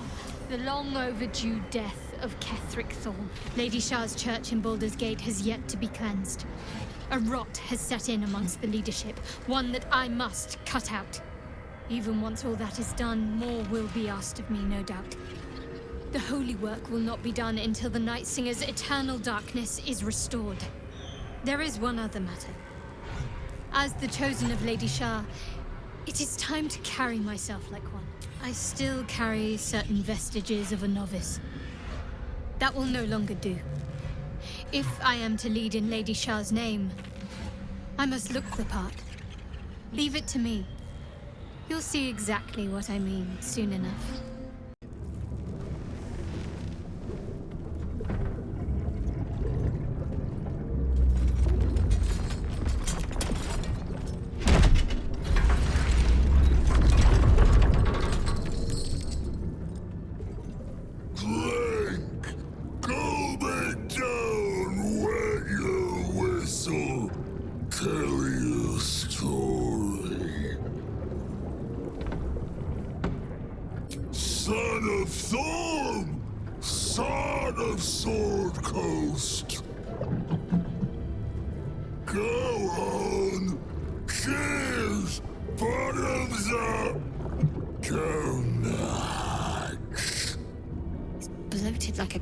And smells worse.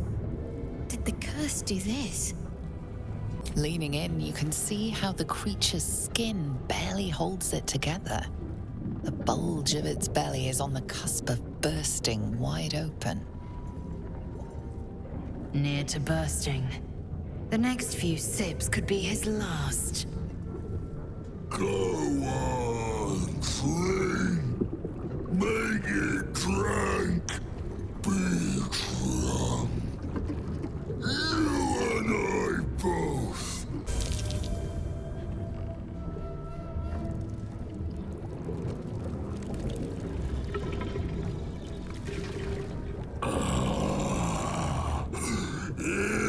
Elixir.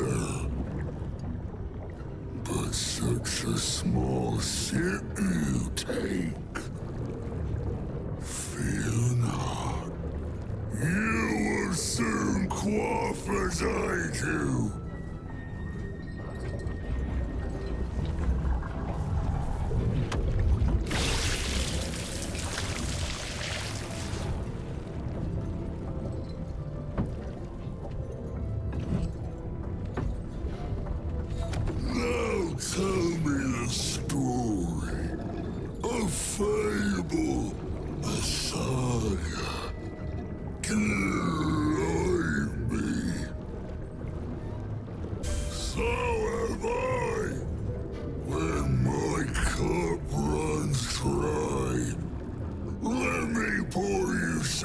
sympathy. You ask, you drink, then you amaze, enthuse, astound me. Again! Father Catheric's laughter. Not joy. Not ever, never. Only laughter. Now drink it deep.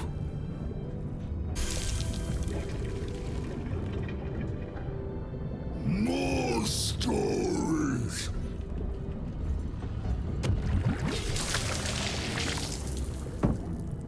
Tell me of foes felled, villains vanquished, beasts bastard. Did they breathe flame? Did their screams rend the sky? Oh no! Don't tell me. Let me dream. Ask, question, make your query, and drink once more. Father. Father is Father. Eternal. Invincible. Forever. Except not. Another. Drink. No. Must not. Cannot. Will not mention her. The customer is always right, but also wrong. Father Catherick created, Father Catherick sustains. Silence. Quiet. Hush. Just drink. The spirit of the land. Now, talk. Drink. I know you. I knew. I know. I am knowing.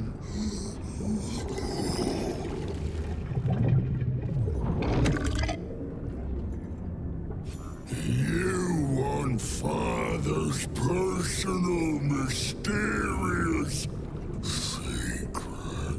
Secret? No. Not never.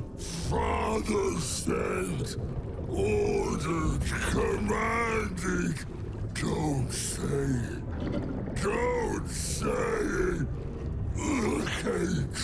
Her cage. Talk and perish. Die. Buried. Buried in Thorn Tomb. Father told me. I can't perish. No. Nay. Neither. Too strong.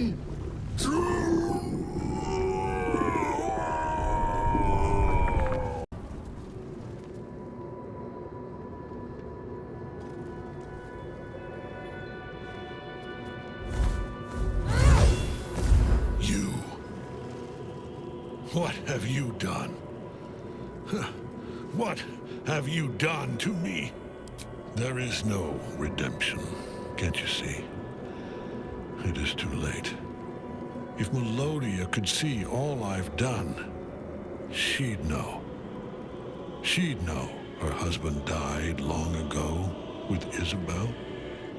Unlike Isabel, he could not be brought back. I haven't forgotten her embrace. melodious, nor Selûne's. But the Moon Maiden did not intervene when my life was dismantled piece by piece. And when I tried to buy it back, it cost me everything. Everything. We are copper pieces in their belts. Tokens to be traded for scraps. You have beaten me, true soul. But the gods beat me first.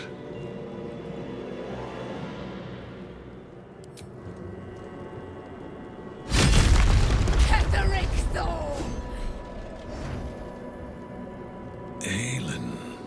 Rise, you dog! Retribution has come, and her sword is my sword. Ha. Ketheric Thorn would sooner die than lay down his rank cause. Isn't that right, General? I was a fool to hesitate. Power like mine cannot be hidden, cannot be cowed. But power like mine has a price. A price I am destined to pay. You have one last chance to bow. Once it's gone, I'll have no choice but to destroy you both. Do you hear? Bow!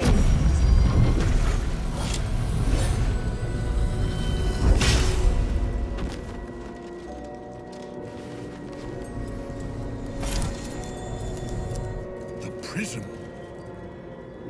You've had it all this time. You worm. You will bow before me. And if you will not bow, you will break. He will crumble at the power of your touch. Give him all you have. The gods fight at our side! Enough. My lord beckons me. You must return to your prison, and my daughter must be reclaimed. Your daughter? Isabel.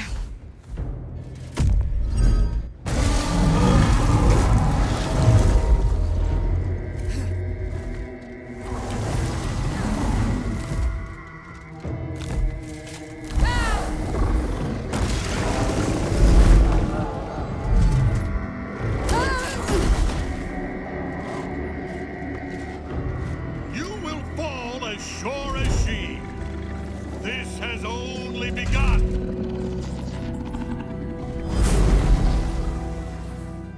The hole yawns back at you, impossibly wide. A single tentacle burrowed through stone. Looks like a long way down. Shall I go first?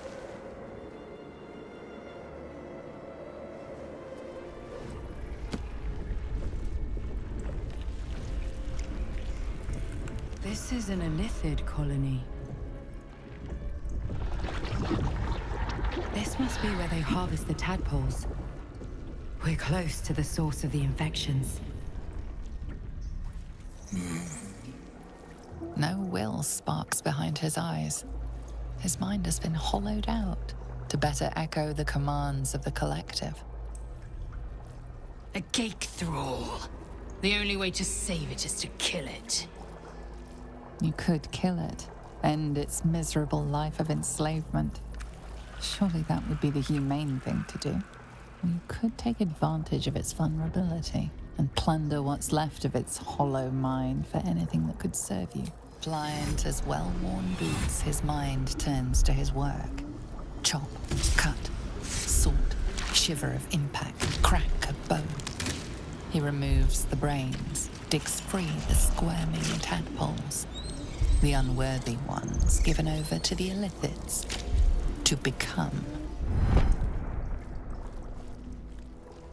Part of one mind. 4 little feet dancing to same song. With a lurch, you realize he means the intellect devourers. Here, the brains are harvested, made part of the hive mind. But there is one little kitty dances to another song. Same song as you. Locked up. Bad kitty. Thinks it is other. Master. Down deep. 1 of 3. 1 of 3. Nursery. Here they become. Chop, chop. Help them become. Yes. Yes. Please. Discern. Friend, you found that. We remember you well. You saved us once. Perhaps you can do it again? They are not kind to us here. We are different, they say. They wish to repurpose us, destroy what they cannot fix. Please! Help us! Oh, thank you. Thank you! You are a good friend. No. More. Rescuer! We are free! Thank you, friend. But perils remain, near and far. Better to stay together. You and us, we will remain with you. Call us, and we will be at your side. Your tadpole forms a telepathic connection with the device, and a chorus of static energy fills your mind. Every mind flayer in the room calls out hungrily from its pod, seeking release and sustenance. But there are others in the pods, those not yet infected, not yet elithid, terrified, desperate to escape.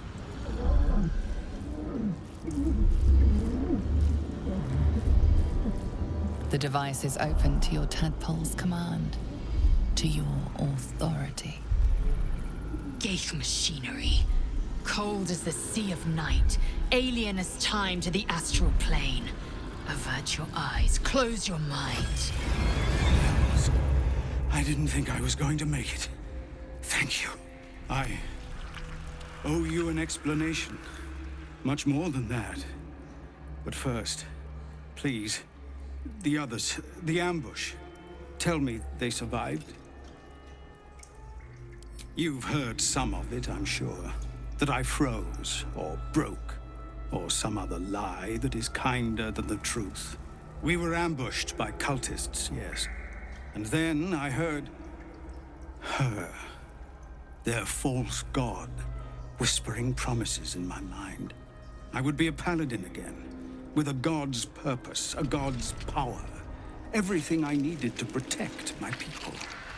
And all the while, the cult tortured them. They fought and ran and died around me, while I imagined myself their savior. By the time I regained my senses, it was too late. I did not just surrender to the Absolute. For a moment, I welcomed it. It would be nice to think so, but whatever these monsters twist us into, I believe it begins in us. I won't make excuses. I can't make amends. But I know something of what you came to do. I want to help, if you'll let me. Ketherick is below. He thinks you're no longer a menace. Descend and show him how wrong he is. If there are any more survivors to be found, I'll find them and lead them out of this place. Only if you can trust it won't be buried in your back. The Absolute swayed me once before. I won't risk it happening again. Go, my friend. Please, let me do this much. General Thorm was attacked. The order to evacuate given. You should not be here. I conclude you are one of the attackers, trying to pull rank. And yet not a word of concern for our dear General. I shall present your bones to General Thorm as retribution for what you did to him! Empty vessel, nothing more. Lending voice to elder law.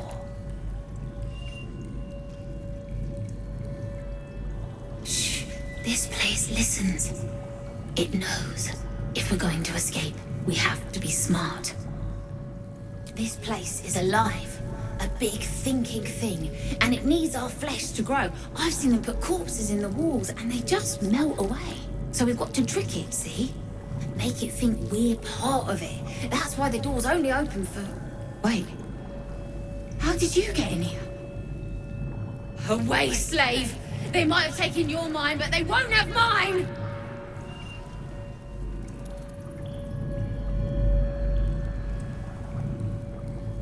They won't be laughing much longer. Won't be any more of this. No gnomes in the city, watch, Brevin. This Cortesh fella's got an idea. Kind of a training camp. Don't know how it gets me into the watch, but he seems the smart sort. They're in my head. They're in my head! They're in yours too. It won't be long now, until we're changed. Am I dead? I don't want to die, but I don't want to live, not like this. Oh, my darling Carolina, how I'd love to wine and dine ya, but you chose my foolish brother over me. And when you two are wed, well, my heart will be but dead. For my sister, you will sadly surely be. But my brother, he's a loser, and I take you for a chooser. So perhaps one day you'll leave him high and dry. And if you choose another, what's more loving than a brother?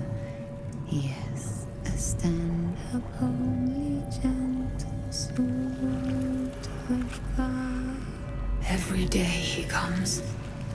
Every day for 3 days to ask me how I feel. I want to tell, but I am confused. Which day is it? We are his pets. His plan, Lord Gortash. The first, yes. 5 days since he put that thing in my eye, but the first day he came to visit. He says I am the last, that the other subjects have all changed. Separate cells. I never saw them, but when they changed... My head! I can feel them in my head! Eye hurts. Head hurts. But he says I am past the worst of it. That I won't change like the others. He's given me a place of honor, so he can repeat his miracle. And a name. True Soul. She whispers in my mind. She sings, praise the Absolute. Pardon? Wouldn't do to phlegm all over Lord Gortash during my first performance, would it? He heard me singing in Beggar's Rest. Said he needed someone to give voice to lost knowledge. A little over my head, being honest, but the Lord has gold. I trust he knows his business. Now, I'd best warm up. Oh, oddly sentimental. Or mayhaps you're just looking for an edge on the competition, eh? No fooling me. Patience. You'll hear it when Lord Gortash does.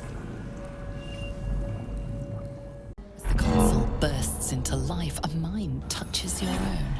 Alien and full of desperate need, but fragmented too. It is incomplete. It yearns to connect, but needs you to guide the process. linking each part of your mind to its like.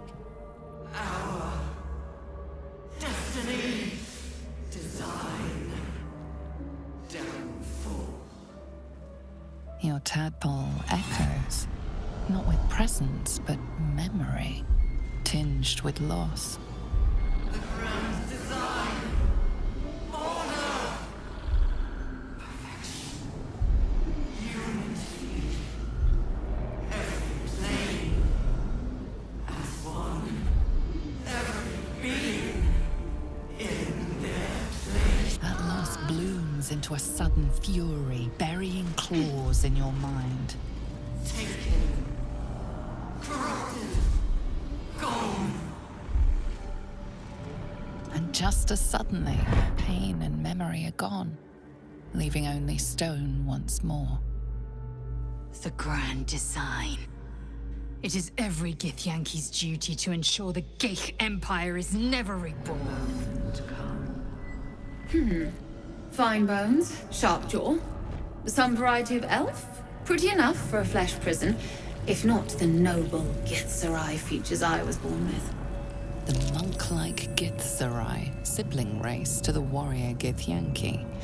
Their contempt for one another is eclipsed only by their shared hatred of the Illithids. I'd guess you're no willing guest of the Geich either. Perhaps we might aid one another. My order taught a psionic technique much feared by the Geich. They destroyed us for it, and kept me as a trophy.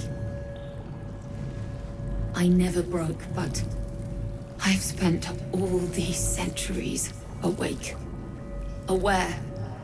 So here is my offer.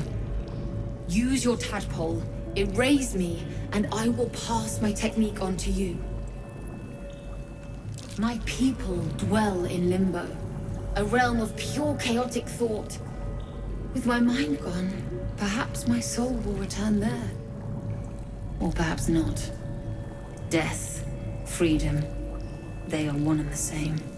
Touch my mind, and purge it. At the very moment you do, I will make my knowledge yours. The awareness that floods you is nothing like the tadpole. It is tentative and tinged with the loneliness of eons. It fades beneath your touch, but you feel something left behind. A fragment. It is only knowledge yet, without comprehension. But when you use it, you will see. And I see. My head hurts. Can I go back to bed, Mummy? I don't know what that means. I had to dream again. The big spiky snail that came from the sky. I'm sleepy, Mummy. You must stop waking me up. What? You're scaring me. Why are you being so mean, Mummy? Go away! By Grazit's cock, it's about time you came. Why, perish the thought.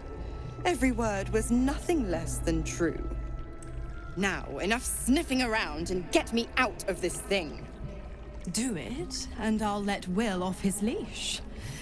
A devil always keeps her promises. Your eyes turn to the control panel next to the pod.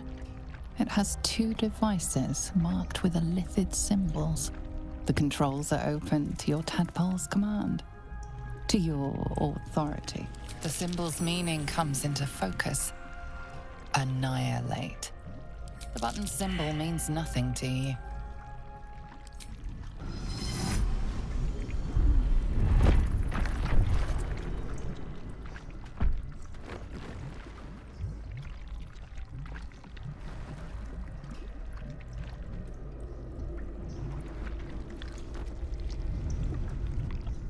Good work. I'd give you a gold star, but I'm fresh out. As for the pact... Clause Z, Section 13. If the Soulbinder consents to separation, she will release the Soul Bearer from all obligation within 6 months. 6 months?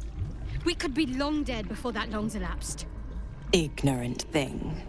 It's always the terms and conditions that get you. Not going to happen. But I do like your spunk. Right. I'm out of here. I need a long bath. I'll leave you to your very serious business. But don't you fret. If you survive this place, I'll find you. The pup will be needing me. Count on it. Oh, and ask Will how we met. I've loosened his tongue. It's real cracker of a tale. Ta-ta. No longer a background murmur. The presence in your mind builds to a roar. We've found it. The Absolute is behind this door.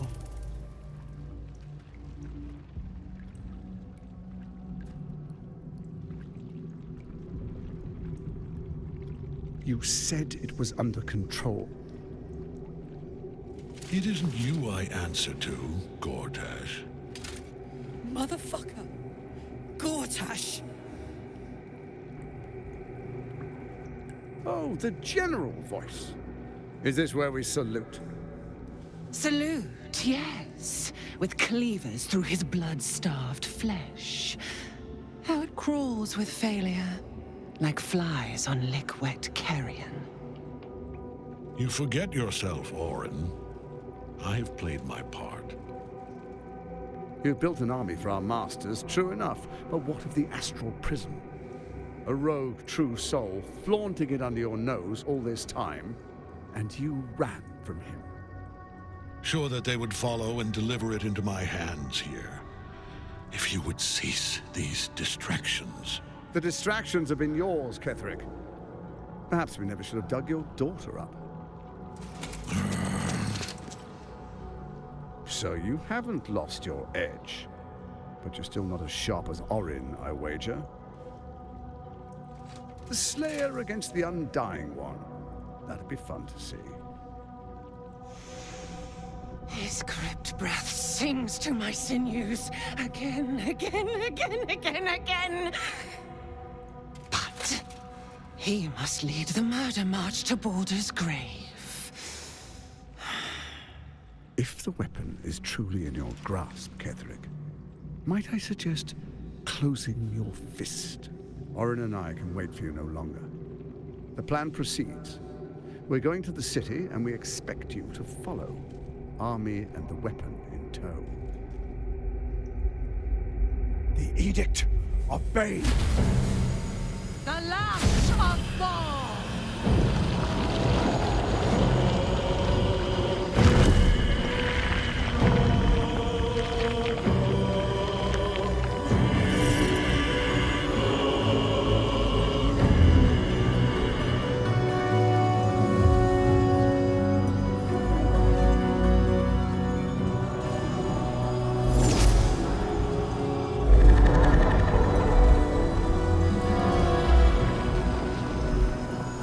The Testament of Merkel!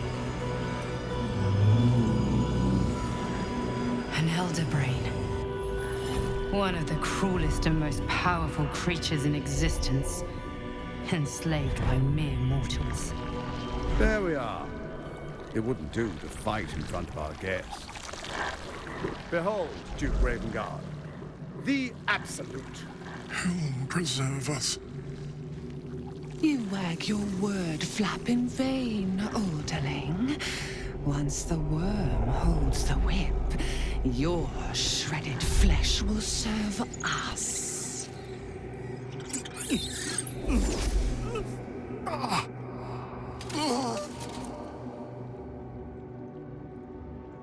Now, it's really time we were going. We will empty this place and begin the march. You may catch up with the army once you've retrieved the weapon. And Ketherick, do try not to sulk. You're supposed to be the fearsome general come to conquer the city. And I am the hero who will save it.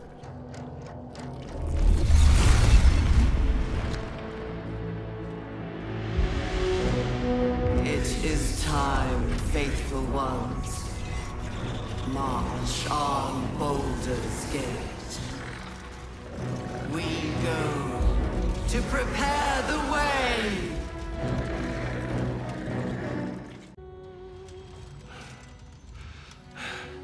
What a fool you are. You cannot kill me. I am eternal.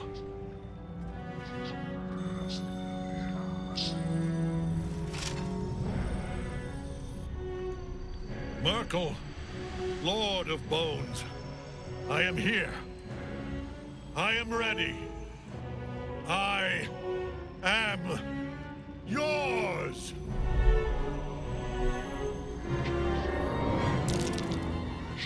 You dare anyone who belongs to me. I am the smile of the world cleansed skull. I am the regrets of those who remain, and the restlessness of those who are gone. I am the horde to more than ends, the god who raves in age, of dust and dust. I am Merkel, Lord of Bones, and you have slain my chosen. But it is no matter, for I am dead, and I am not the end. I am the beginning.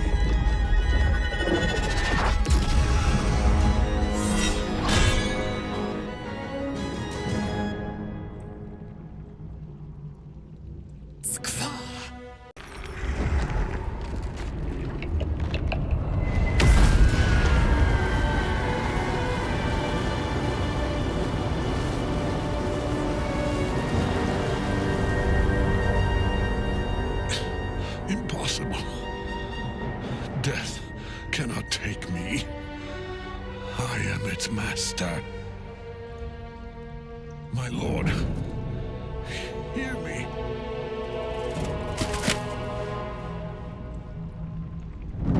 Nothing. I am forsaken. You have no idea what you've done. Isabel.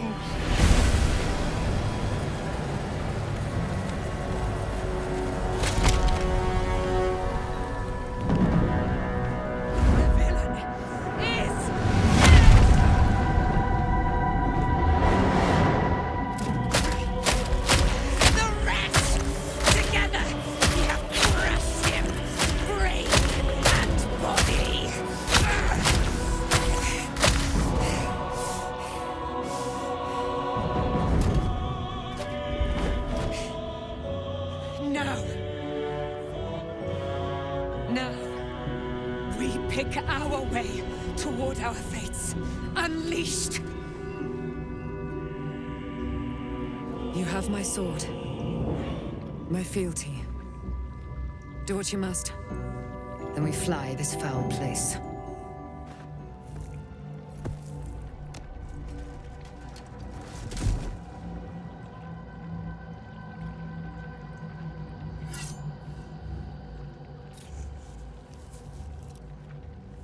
In death, the body is cooling, but energy radiates from the stone.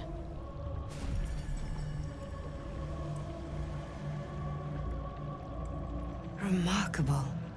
Truly. And now the picture comes together. The Absolute is neither god nor man. It is the Elder Brain you saw, held here by those three against its will. The crown it wears controls it, and these stones control the crown. It has been dominated. To master an Elder Brain, to subdue it. Our enemies are formidable.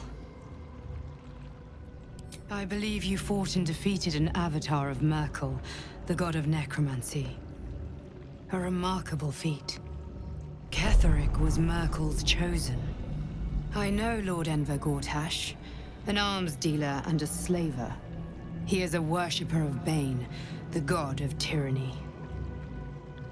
The other is a mystery to me, but the way she spoke, it is most likely she follows Baal, god of murder. Which means the Absolute is a front for the gods of death, and our enemies are chosen of the Dead Three. The crown's markings suggest it was forged in Netheril, an ancient empire whose mastery over magic rivaled that of the gods. It is a crown of domination. The stones were taken from its crest. They are nether stones, imbued with the ability to control the wearer of the crown. The crown's Netherese magic must be the true source of the parasite's abilities. This must be what elevates their potential. And it must be the reason nobody could heal you. If the crown can do this to the parasite, I dare not imagine what it is doing to the brain. I know. But this is the only way. This is the battle of our lives, and the lives of everyone in Faerun. The army of the Absolute is marching on Baldur's Gate. Within the city, an elder brain, brimming with power, ready to turn everyone within its reach into mind flayers. All it needs is an order. An order the Death Gods chosen are on the cusp of giving. We must wrest control of the brain from the Chosen before that happens. We must take their stones. Our chances of success are slim, but we must not fail. If we fail, everything ends. I will be your shield, but you must be the sword. And when the chance comes to strike, you must take it, for there may only be one chance. What the fuck was he doing down there? Is all of this because of him? The tadpole, the Absolute. How? I was his bodyguard. I looked after him with my life. I trusted him more than anything. He gave me away to Zariel just for kicks. He ruined my life just when it was starting. And now he'll use up the entire Sword Coast. He has to die. And I'm gonna be the one who kills him. He can't get away with what he's done. To me. To us. He won't get away with it. Aelin! Isabel!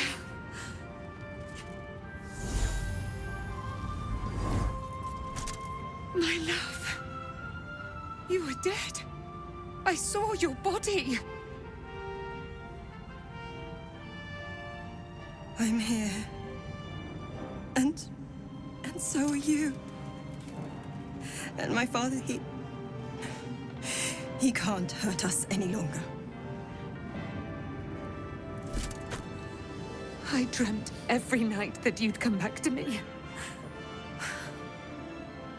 That somehow it was all a nightmare Dawn would undo. I had no dreams at all. Nothing but darkness. And when I woke, my father said you were dead. His soul was poisoned by the god of death. His sick devotion ruined him. But for all his sins, he brought you back to me. Are you all right? I will be. And you? In this moment, I want for nothing.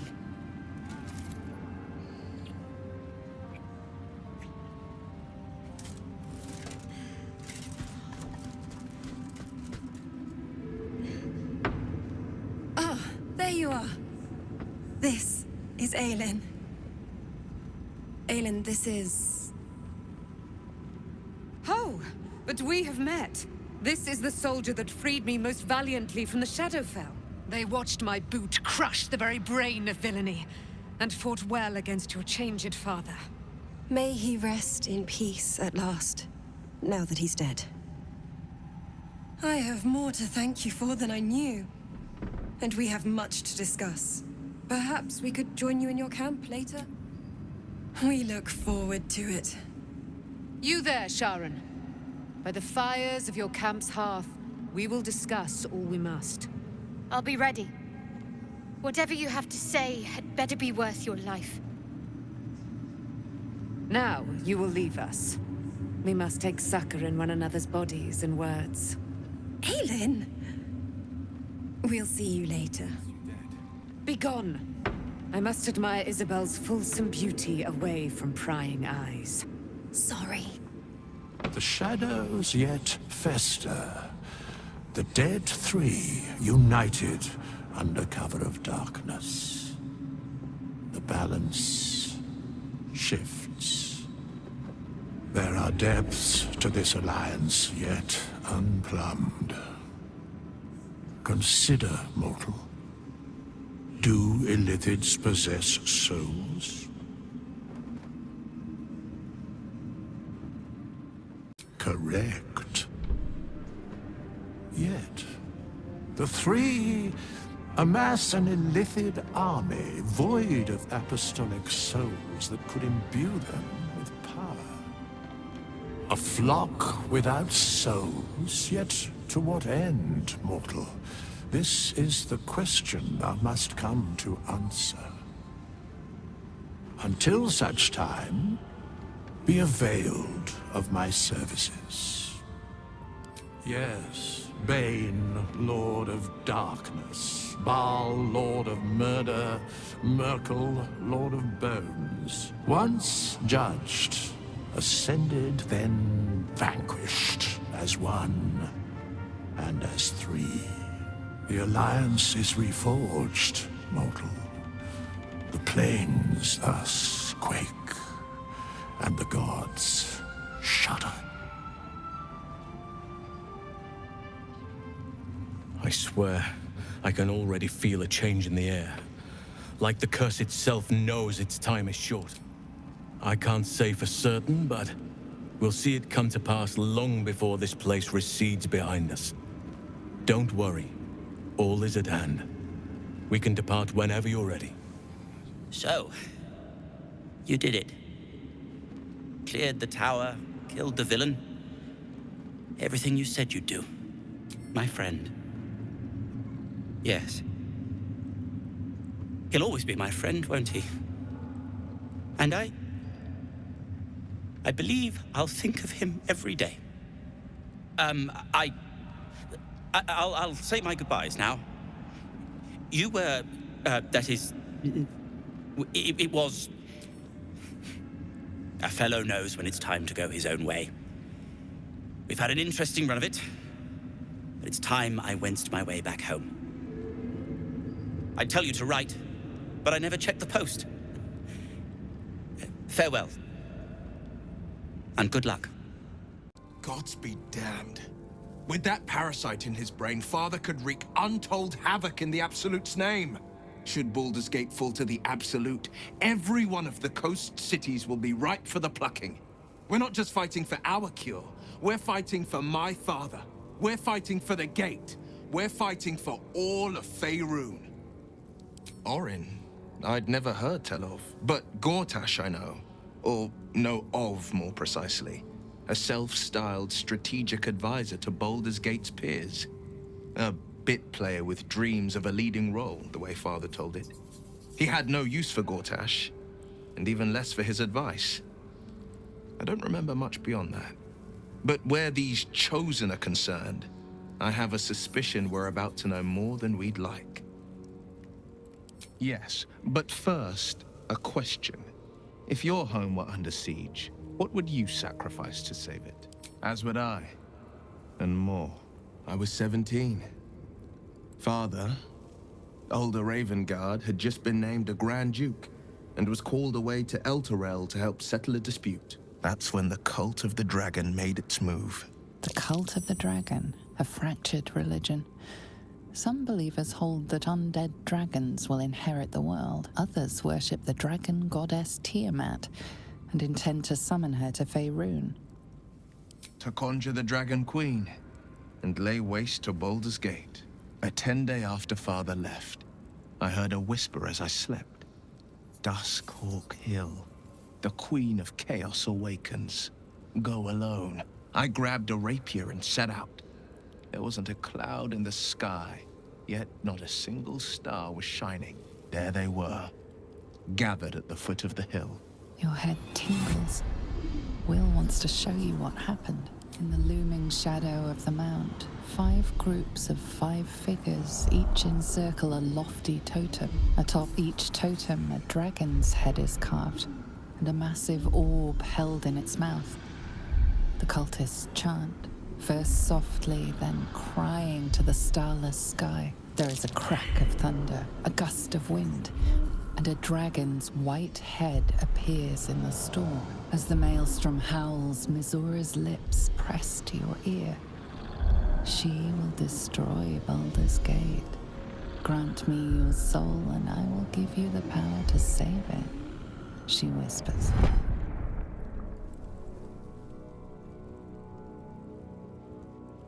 She read the terms while 2 devils stood witness, and I said yes. 1 soul for 1 city. She didn't. She came on order of her mistress, Zariel. Tiamat made a play for power. Zariel had other plans. That was the most Mizura's ever said. All that mattered was that she got her prize. Another pet added to her warlock menagerie. He returned to an unsuspecting city and a wayward son with a smirking devil at his side. I tried to tell him the truth, but my mouth couldn't form the words. I'd led him to the battlefield, but Mizura had swept it clean. After, he said only 1 word. Go. So I did. I don't know that it was brave. I just know that it was right. The moment I agreed, I burned with the fires of Avernus and oozed the rot of Dis. The cultists choked on our poisons and burned from our flames. And when we were done, all that remained were 5 grayed orbs atop a pile of ash. My soul was bound, and my lips were sealed. It is the one scar I ever bore of it. Mizura replaced it with a sending stone. She uses it to track my location and speak from a distance. I could flee to the spine of the world, or the depths of the lower dark, and still never shake her. There you are. I have awaited your arrival with great anticipation. Come closer. Oh, surely you cannot fear me. You who have fought beside me in the war against damned Ketheric Thorm.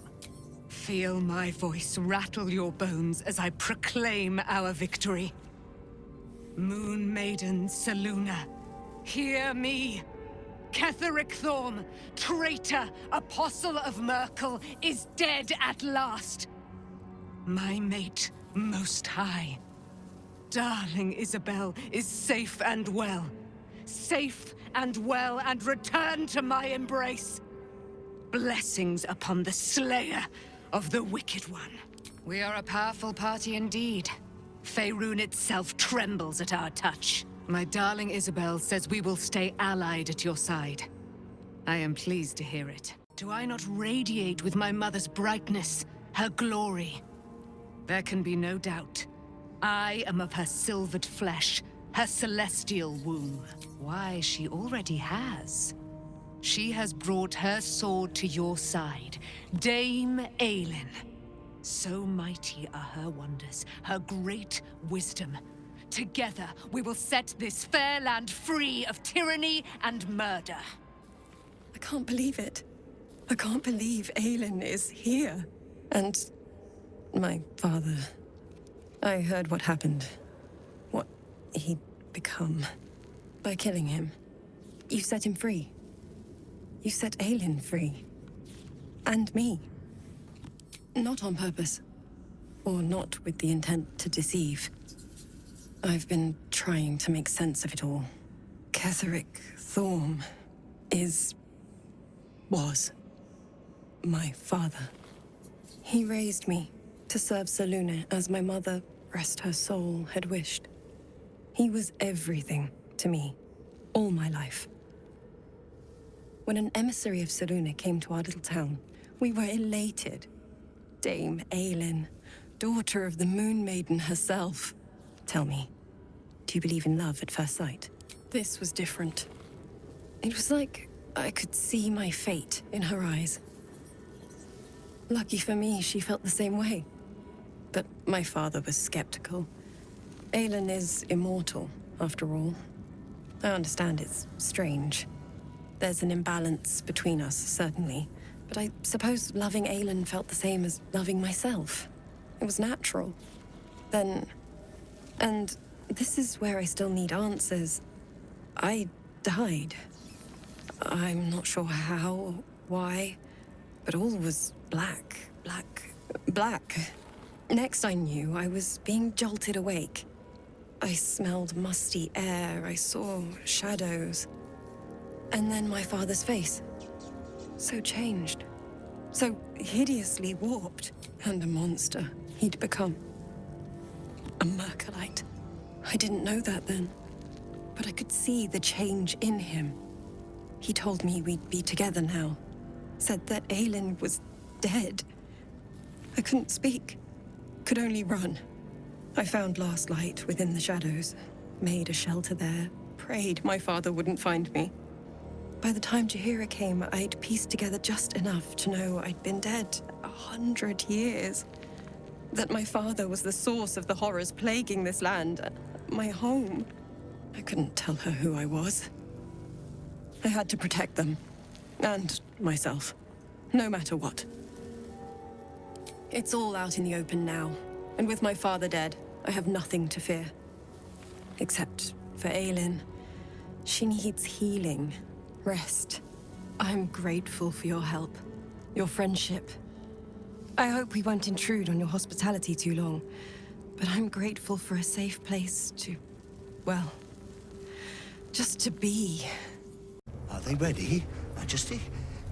Shall we depart? They must follow close, Majesty. They must not leave the light.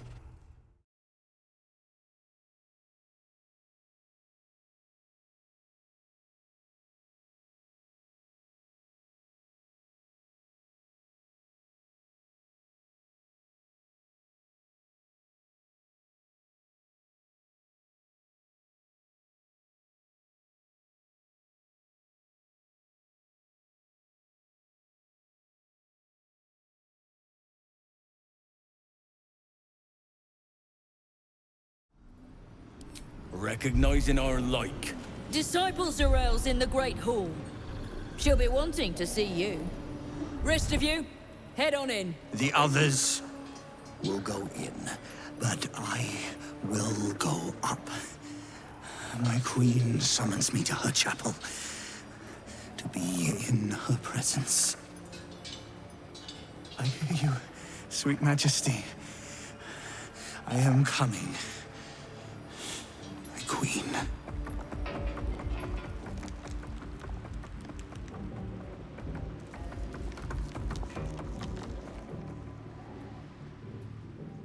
I will not be slandered! General, you saw my reports. You know it's not my fault. The facts suggest otherwise. You were ordered to retrieve the artifact. You failed to do so. If I had been given drow warriors instead of goblin trash! Oi! What? You scrag! Enough! A blast of mental energy washes over you, filling the room. Your tadpole squirms, urging you to obey. Let me make sure I understand this. You're claiming that General Thorm gave you the wrong soldiers? Yes. No! You blame the Absolute's Chosen for your failure? Of course it is not the General's fault. Whose then? Your mind extends outward and grasps at nothing. In Ketheric's place, you feel an absence. No psionic power. No tadpole at all. The goblins! They failed me. They failed us all. You lying little... And what would you do to those that have failed you? They are put to death, obviously. True. Ultimate failure must earn ultimate punishment. Night Warden Minthara, your crime is incompetence, and your sentence is death. No! Make her passing slow, Disciple Zorel. Be creative. As the General's attention shifts to you, a memory stirs. A memory of this room, and his voice raised in anger. I'm surprised to see you again, true soul. You are here to assist and not to meddle, I trust. I would remind you that while in my halls, you obey me, just as you would any other chosen. What say you about our Minthara? It is fitting that one mad dog should judge another. Better than you know yourself, it seems. But we are here to speak of Minthara, not you. A pity, then, that her faith was so inadequate. Take her below. No! Please! Mercy! Please! Bye-bye, princess. Kill the goblins, too. What? No! You creaking old bag of shit!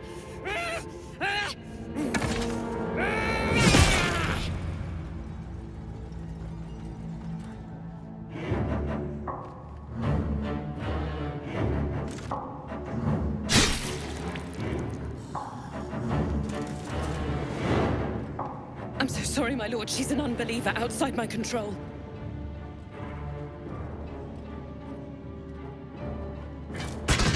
Try again.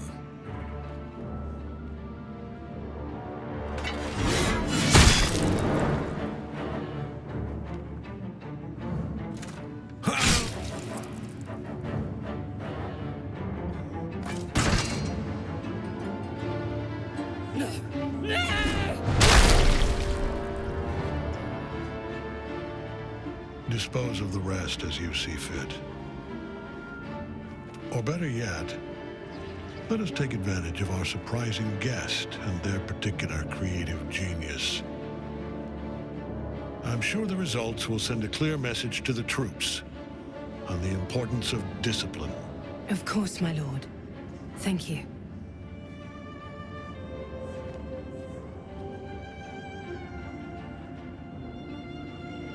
You heard the General. The goblins are yours. Deal with them however you wish. They are yours. You can release them, kill them, or feed them to each other for all I care. Just deal with them. Here in the seat of the Absolute's power, your authority over them is complete. They will obey any command. Report to me upstairs when you're done.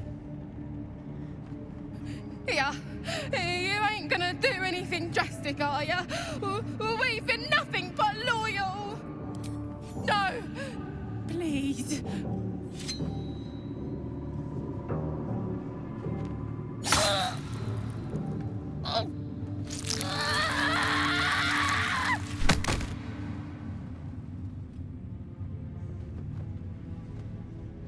In another lifetime, you were greeted in this throne room like a god, not the living wreck you are now. Your disgrace has something to do with this Ketheric. You yearn to flay him until he forgets himself, as you have. He healed up a treat. He could enjoy your cuts forever and a day. You were adored, Minthara. Brought up from the darkness and into the Absolute's light. She cherished you, but it wasn't enough. You were distracted by your own desires. Bloodlust, murder, chaos. And most damning of all, an unexpected weakness. A longing for acceptance and affection from a mortal. You have no right! Ah! Ah! We have every right. You are nothing. Minthara's mind connects with yours. Not strong as you remember it, but fractured, disintegrating. Come to observe, true soul. She is a lesson. None can rise so high that they cannot fall again. When the body suffers, we retreat into the mind. But when the mind breaks, all is lost. We are erasing her. No, this is our duty. Peace, sister. Let us observe the true soul's methods. Perhaps we can learn from them. Her mind is yours. Break it.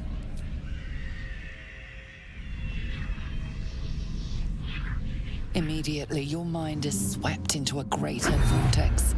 A psionic storm with Minthara at its center. Cannot hide, submit, embrace. Her torturers are not dominating her. They are destroying her mental defenses and exposing her to something else.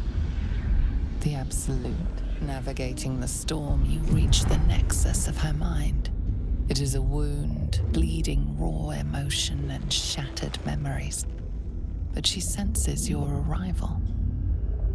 You came. I prayed that you would. But there are no gods left to me. This thing that speaks inside me, it has all but destroyed me. But it fears you. Even so, I cannot resist it while my tormentors live. I didn't dare hope. I owe you more than my life. I would prefer to make these bastards bleed. But I trust that you speak from caution rather than cowardice. I will put my faith in you and pretend to be their slave. Her mind fills with warmth, and she gently releases you. Is it done? I did not feel her mind break. No. My sister only meant to compliment your delicate work. Indeed. Seems I have a bit to learn yet. We ought to return to our posts, sister. There'll be plenty more prisoners to practice on.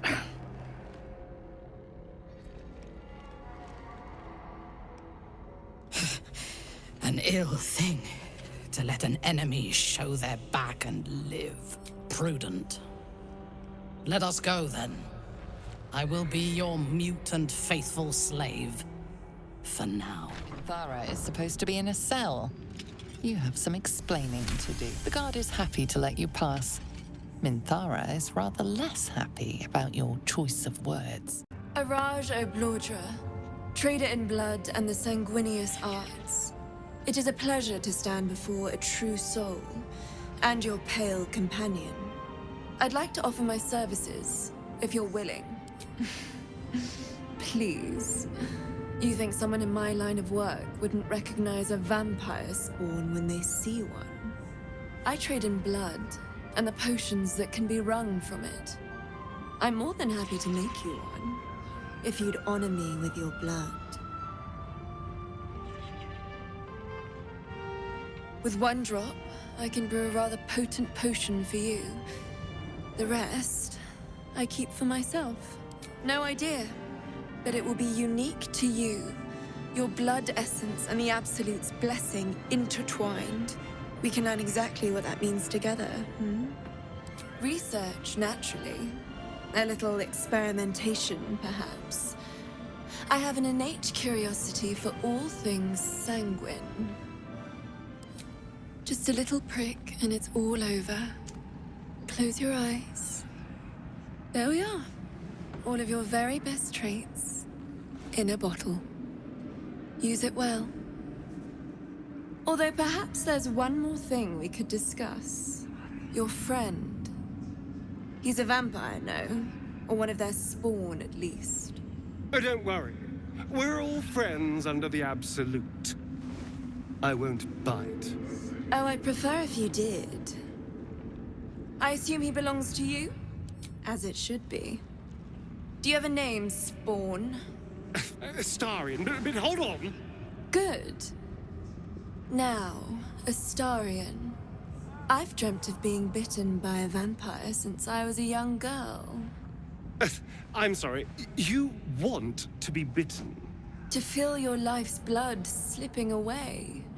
To dance on the edge between life and death. Yes, I want it. I'll even compensate you. A potion of legendary power that forever increases the strength of the one who consumes it. It's not for sale, but it's yours if you bite me. I will have to decline. Excuse me? This is a once-in-a-lifetime opportunity, and you're squandering it. I gave you my answer. Can't you talk some sense into your obstinate charge? I'm sorry, but could you excuse us a moment? Are you actually asking me to do this? Trading me for some potion? Because there's something wrong with her blood. I can smell it from here. It's rank. That would explain the stench, yes. I've already had enough illithid filth in my head. I don't want it in my stomach as well. I don't have all day, true soul. Fine. I'll do it. Darling, I've had a sudden change of heart. After all, who could resist such a delectable neck? Hold very, very still.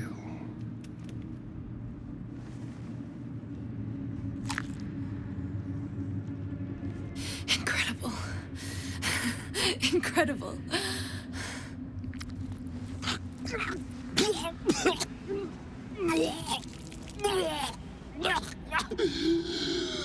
Oh, hells.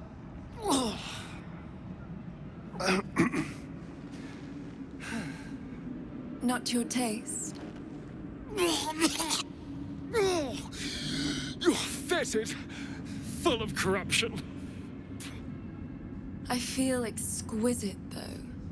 So here's my part of the bargain. I hope you find it as satisfying as I found this. It was everything I imagined, and then more. I'll be able to put this to good use. Halt! Deal with them, or I will. We heard she'd been escorted from her cell. Not that she could leave the tower. The General ordered that she be repurposed, not freed. Excellent. Hers was a difficult mind to erase, no doubt. She was fierce and erratic. I live to serve. As loyal as a golem. Use her well. I last left Moonrise as a commander in the Absolute's army, obeying the voice of a god. I thought I had found a home and a purpose. Now I leave as an exile. But you risked your life to rescue me. For that, I am grateful.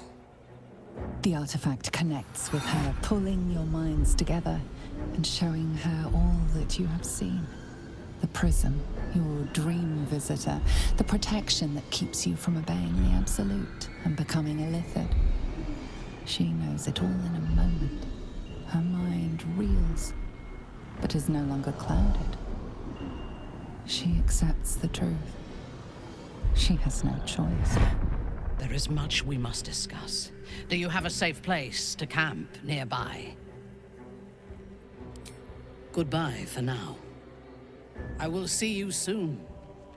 It does not compare with the comforts of home, but your camp is almost palatial in comparison to my previous accommodation. Thank you for allowing me to come here, and for bringing me back to myself. Each memory that returns to me is more disturbing than the last. The things that I did in the name of the Absolute.